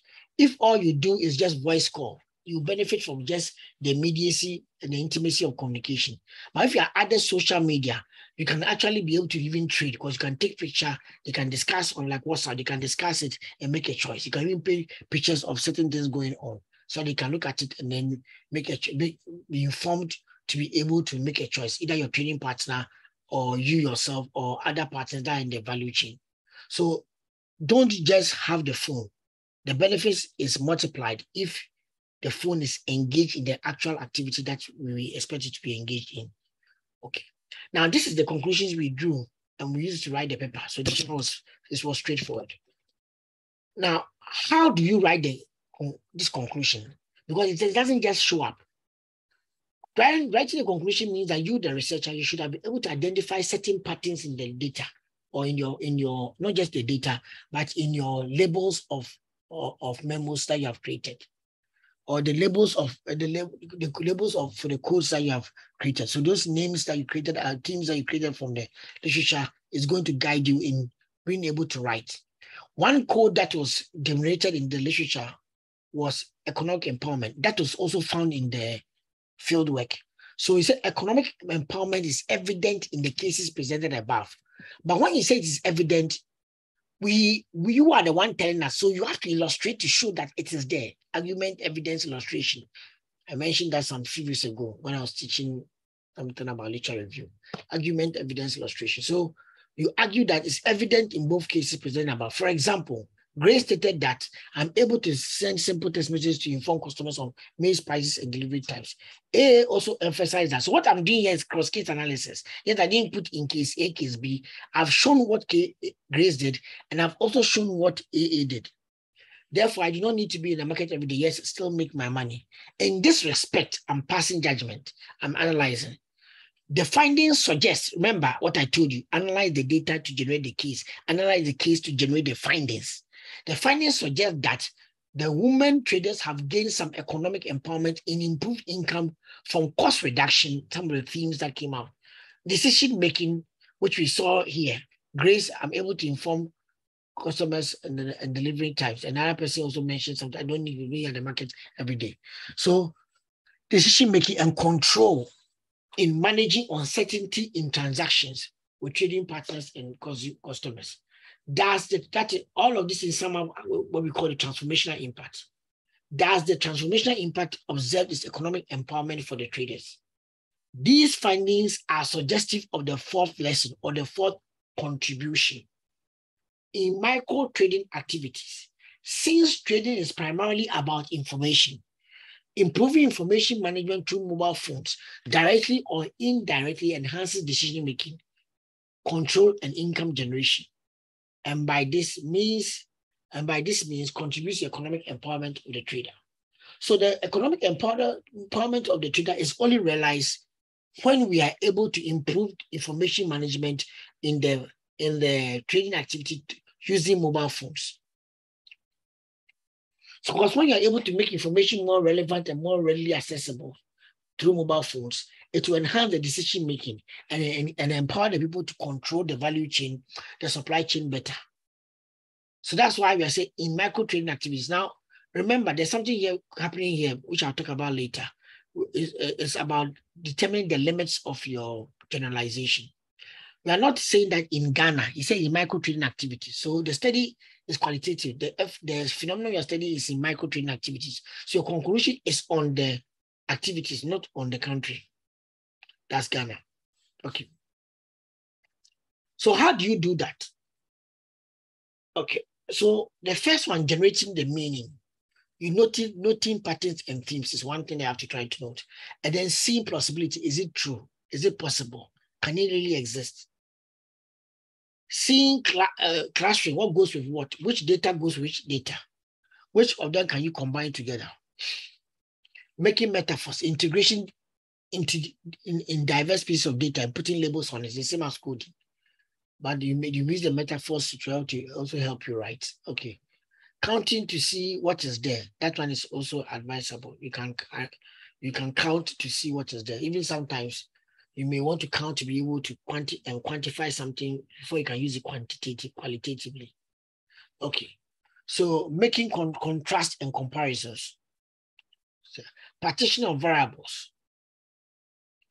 And subsuming particulars into the general. Sometimes you bring different issues together and then be able to generate a holistic perspective of it. Now, factoring, defining or identify the different factors that come together to influence something. Noting relationship between variables. Now, I'm not saying that you can use all of this, you have to use all of this in a research, but these are things that we look out for when we are looking at data and analyzing even the findings that we have. We look out for. It will guide you. So you can be reading and say, okay, this is partition of variables. I can break this one into pieces and then put them together. Then I can also create them, those identify factors that influence ABC. Okay. Find intervening variables. I mean that certain variables, they have to pass through something for something to occur. Okay. And then build a logical chain of evidence. This is very good for construct validity. Can you be able to point out that this exists before something can occur? For example, if you realize in the previous session, I was showing you a story about Auntie Akosia, who is a vehicle trader. And I told you that she had junior high school education. Why was that statement important? It was important because I wanted to establish a logical chain of evidence for you to understand that if I start talking about a woman can send text messages, can do this, you cannot believe it because I established that she had junior high school level of education. Okay. So you cannot just say statements and think they will work. There has to be a logical chain of evidence. You have dropped the evidence gradually in the workflow that when people read it, they can make sense of the whole issue. That's why making conceptual theoretical coherence. We should also come from the meanings that you are generating. How does it inform your theory, and what kind of theorization can you do out of it? Okay. It's plenty, but I'll use a number of examples to explain. So let's see. In this subsection, I seek to answer the following question. This is a thesis for a master's student. It said, why do Nigerian market women adopt mobile commerce or use mobiles in microtrading? So in terms of the case, the person has read the case has been developed already. And in the case, you can identify that the person is talking about different things. First of all, there are 4 factors the person has considered in the case. 1, perceived usefulness. That M-commerce allows you to share and exchange information within the market. They'll improve efficiency in dealing with business transactions. Then ease of use. Receive information about supply and demand for tomatoes. No complexities in the use of a mobile phone. That's ease of use. And then ease of use. Case B, ease of use of mobile phone as a medium for communication. Knowledge transfer as another factor. Limited knowledge transfer to use other applications can use SMS in her local language to send text messages. Okay. Trader is literate and is able to use certain functions on mobile phone. What kind of benefits do you gain? The convenience and replace the cost of travel. And in B, cost saving potential and communication trading. So you start seeing that even in this data table, you are trying to summarize and identify the key issues that have come up. Okay. So if you use those themes, you can be able to answer the research question. So you can see that we have got 3 things: perceived usefulness, the perceived use of use, and the knowledge of the trader. And then the other reasons tend to influence the market demand to adopt M-commerce or use mobiles in a micro trading activities. The last part is about checking and testing and confirming findings. You have found something, but are you sure it's not just an extreme case that just happened, or something that is an outlier? It just happened and it may not happen again. So you have to check for representativeness. It's not just about the data you have collected. But the data you have collected, how does it inform the area? Okay, so you check for representative. I want to check whether what he said here can confirm any other, can also confirmed by any other thing that anybody has said in relation, or even the same person have said. Or checking for researcher effects. You are not using your own mindset to influence the data interpretation. Triangulating from different data sources, that one I've shown you, pulling data from different sources, and checking for the meaning of outliers. Okay, certain things that do not follow the norm, but they tend to happen. Then using extreme cases or following up on some surprises. So there are quite a number of them. I myself, usually when I'm doing my work, I try to look out or use number 10, rolling out spurious relations. What if I'll ask all of these things and try to find a way of finding answers for them and delete them. And so that at the end of the day, whatever I make up my mind to do in terms of the data I have been able to make a meaning out of it, and the meaning can stand on its own. Not that somebody can just come and say, Richard, this doesn't make sense. So these steps, I use them, but I'm just introducing to the step, but then I can then show you how it works in the data format. So you can check for replication of a finding. You can also get feedback from other informants. You can also look for negative evidence or other perspectives of the same issue. So what does it mean? Let's read this particular sentence. This is an extract coming from somebody's work.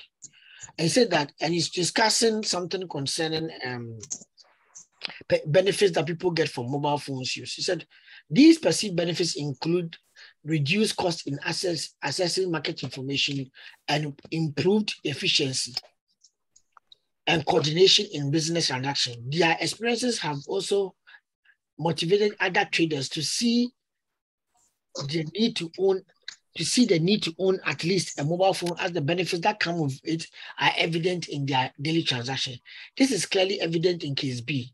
After Binta purchased a mobile phone, trading partners, customers, and fellow workers also obtain mobile phones or means to receive mobile calls to coordinate the trading activities in the business network. Now, this is what is happening here is what checking, replicating a finding, and then this one too, checking out other. No, it's more about replicating a finding. So you see that who else also experienced that issue, or checking for representativeness. Who else experienced that issue? That's what he's trying to do here. So after Binta purchased the phone, the trading partners, customers, and fellow workers also obtained a mobile phone. So who else has experience something just as Binta experienced? In case A, though Hydro Miro is adamant about purchasing for Anima, that's a mobile phone, for reasons of trust and appropriate usage. She acknowledged that the usefulness of mobile phones to access market information. Findings from other traders, again, checking for representativeness. Findings from other traders interviewing the study also echo the influence of usefulness of adoption, perceived usefulness on adoption. As a result of advantages, somebody is either eating or something like that. Okay. As a result of the advantages that come in the use of mobile phones, some traders tend to overlook barriers such as cost of airtime and believing that the potential benefits outweigh the cost. Hence, traders who earn very little income, like hawkers, also possess a mobile phone just to receive calls or remain in contact with their retailers, other retailers, wholesalers, and then customers in their trading value chain. This characteristic of these traders tends to be suggestive of our second proposition that states that perceived usefulness may influence the intention of traders to adopt a mobile m-commerce. And that's what he has pointed out there, that other traders, I kept on using other traders, have also been influenced by the person adopting it. And that's what you see here. Now, so let's go back to your thing.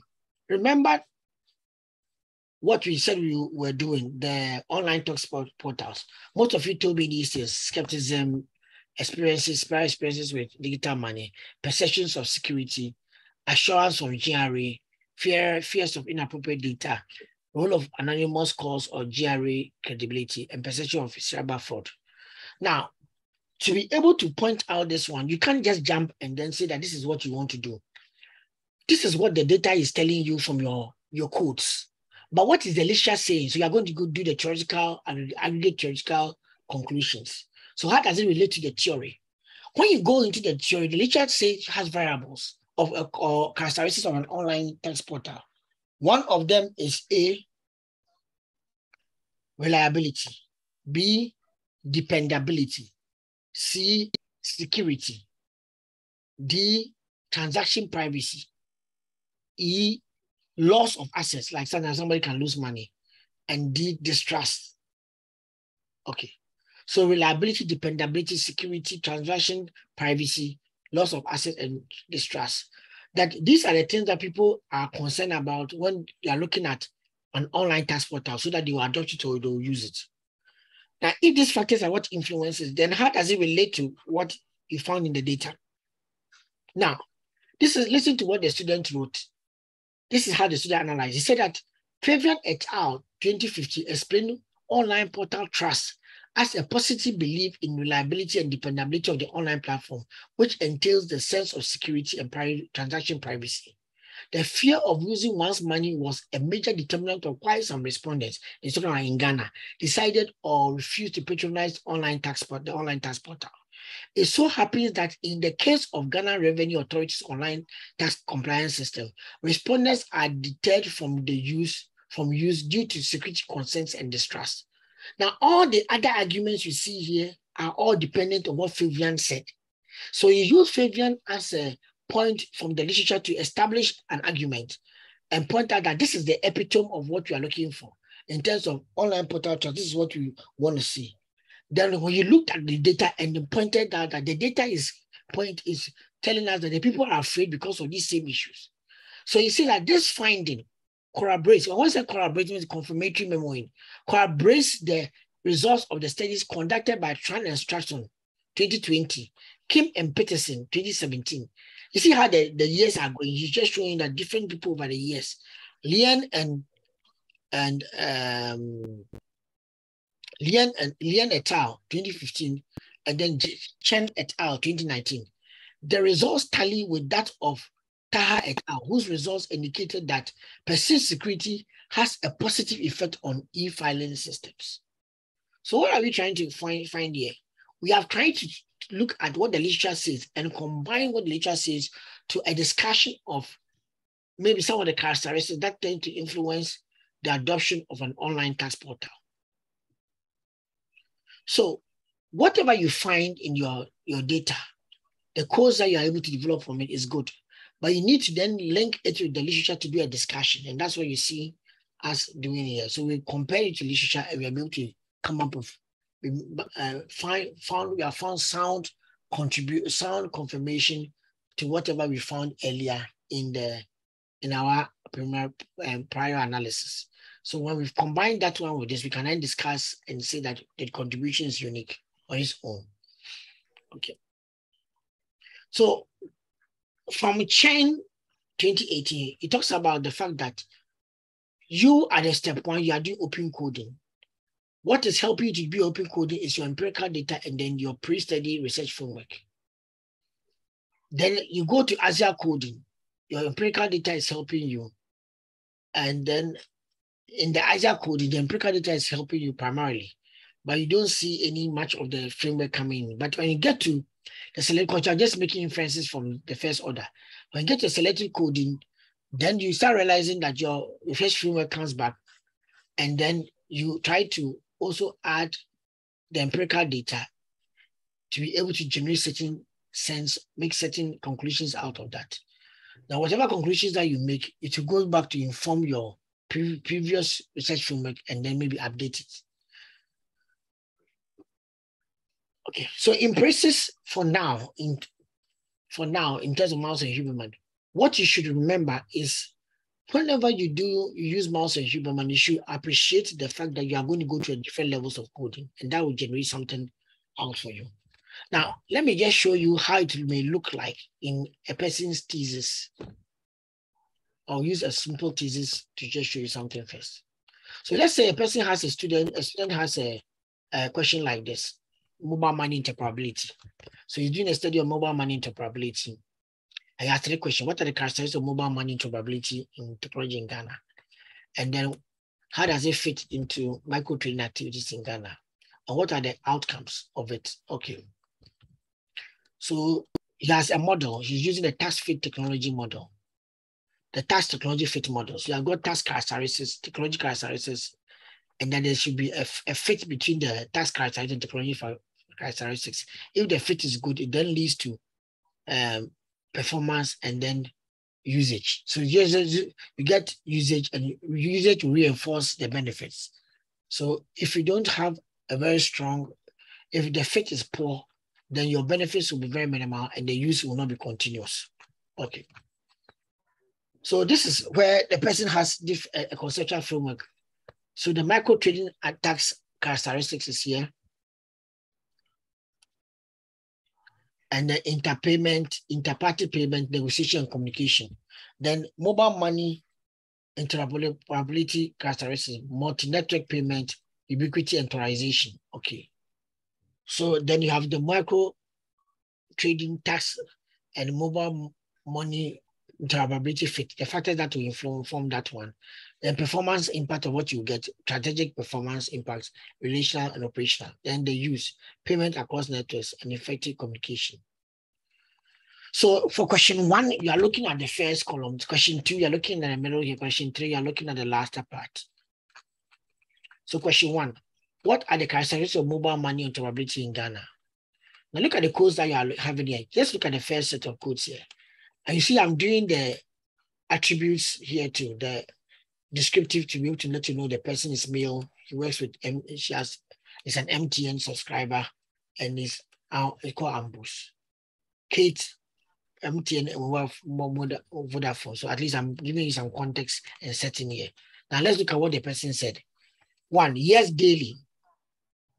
To pay, you said, how do you use your mobile money interoperability? To pay, I used to pay my supplier on another network. So your mobile money interoperability, you are able to use your money to send money to somebody with another network.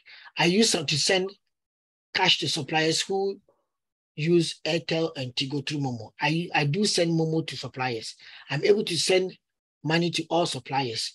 I periodically to my service providers. I send cash to suppliers. So we kind of see, and then once a while, because my trading patterns are mostly all on MTN network. Now, what can you say here in terms of the codes? We keep on seeing supplier. So what can you see here? What can you see here? So the person is helping the person. What is it helping the person to do? That's what we're asking. What's the function of what's it helping the person to do? Because I can hear that I used to say pay my supplier, send cash to supplier. So what can we see it helps the person to do? To pay suppliers. To pay suppliers. But how will you change that one into a construct? That is more of a sentence or payment for suppliers. Payment for or mode of payment for suppliers. No, what about supplier payment? Okay. Good. So that is more like a variable like supplier payment. Okay. So let's put supplier payment, keep it in mind. You said supplier payment here. Okay. Now let's look at the other one. I mostly make payments to clients, MTN subscribers. I send money on daily basis. Yes, without charges on Vodafone. Yes, but I do not do it often because of my customers use MTN. Yes, periodically for payment. I send money to others on another network all the time. Okay. So yeah, you start seeing here too that it's saying from here, clients, I send money always, yes, without charges on Vodafone. I do it often to customers again here, periodically for payment. So what can we say about it here? Is it about suppliers too again? No. So this time the customer uses it to pay to pay, maybe to pay his own bills or something. So what are you going to say? Customer payment. Customer payment. Okay, keep that one in mind. Okay. Now all of this is about sending money. So now let me release and show you what was there. So what do you see? Supplier settlement. That's what you call supplier payment. So it's almost the same. Do you see it? That's why I say that people will code it differently. Now you said client, you said customer payment. So it's client payment, client settlement. Then this one is about money transfer. We didn't do the, I just mentioned that we didn't go to. Then yes, without any charges, cost avoidance. Yes, I do it often because of my customers use MTN. So customer congruence. Okay, yes, periodically for payment. I send money to others on another day, general payments.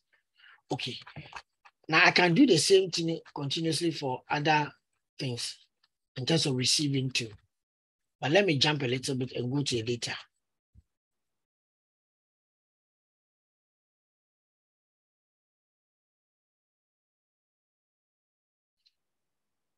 There's a lot too. All this is data. Okay, good. So this is what I have here.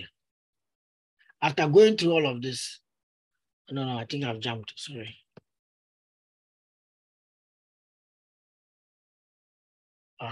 Good. No, this is also, I think I jumped a little bit. Forgive me.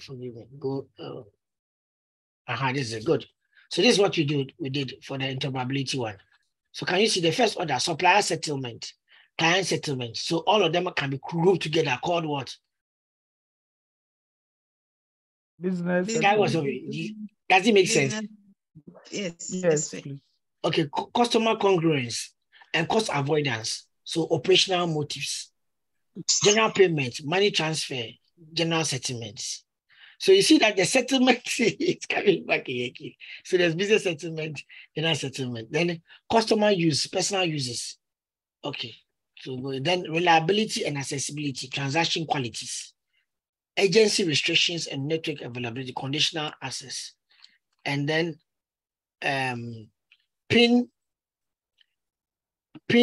safekeeping, PIN using, PIN strength, security behavior, PIN secrecy, frequent PIN change, security attitude.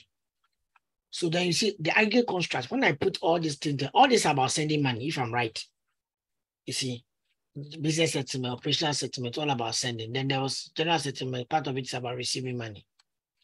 Then it goes on to see the transaction qualities and then unconditional access. When you do add it, you got ubiquitous access. Okay. And ubiquitous access is part of what is in its real model. I'll compare it to the model. And some of the things may be new, but security behavior and security attitude, restricted Momo access, some restrictions that Momo gives you. So you see that what we have done here is to take the codes, generate them, and then make sense of them. So when you come to your work, somebody says, Paul, so what should I discuss? You are actually going to see that the aggregate constructs are the key findings that you are going to make your conclusions based on these ones, and then these statements. So you end up using a combination of the theoretical constructs and then ASIA codes to make do your discussion. For example, sending money within I'm just say this is Accra or this is the data being given. So sending money is sending in Ghana. Sending money is tends to be one of the core uses or the popular or that the more prevalent uses of mobile money. But it is characterized by business settlement, general settlements, and the operational motives of the consumers. In business settlement, customers, the characteristics we see is that people use it for, or consumers use it for either supplier, so settling suppliers, or suppliers use it for people use it for settling suppliers, whilst others use it for also settling clients. In that sense, I don't know. I've not read the whole work, so I'm just using as an example because we don't have the context of where the work is taking place, whether it's a business or it's an individual. Now, there's also general settlements where people can also, beyond supplier and client, there are general payments that people do, and even for their personal use and for their customer use. So I can discuss based on the literature based on the findings I have here. That's what I'm just trying to put across. So you can also see there's a characteristic outcome here in terms of impact, ubiquitous access, which is more of a function of on the unconditional access that it gives you and then transaction qualities. Okay. So it's important that you know how to to do your coding and then to generate your theoretical constructs out of it. Next week, what I'll do is that I'll take somebody's thesis and then take us through this and how he generates the finding and does the discussion that then we can appreciate it better. Then from there, we'll look at thematic coding, thematic analysis, and then we pattern matching. Okay. Then in the evening of next week, if time permits, we can then look at how software plays a key role in all of these things. At least with that, you'll be able to understand what we are going to do. Okay. Thank you very much. So what I'll do is that I'm going to set my questions. So next week if I meet you, I'll let you have it. So it'll just be questions that will be around coding or something related to this so that you can actually use it as a practice work. Okay. Thank you very much. Any question?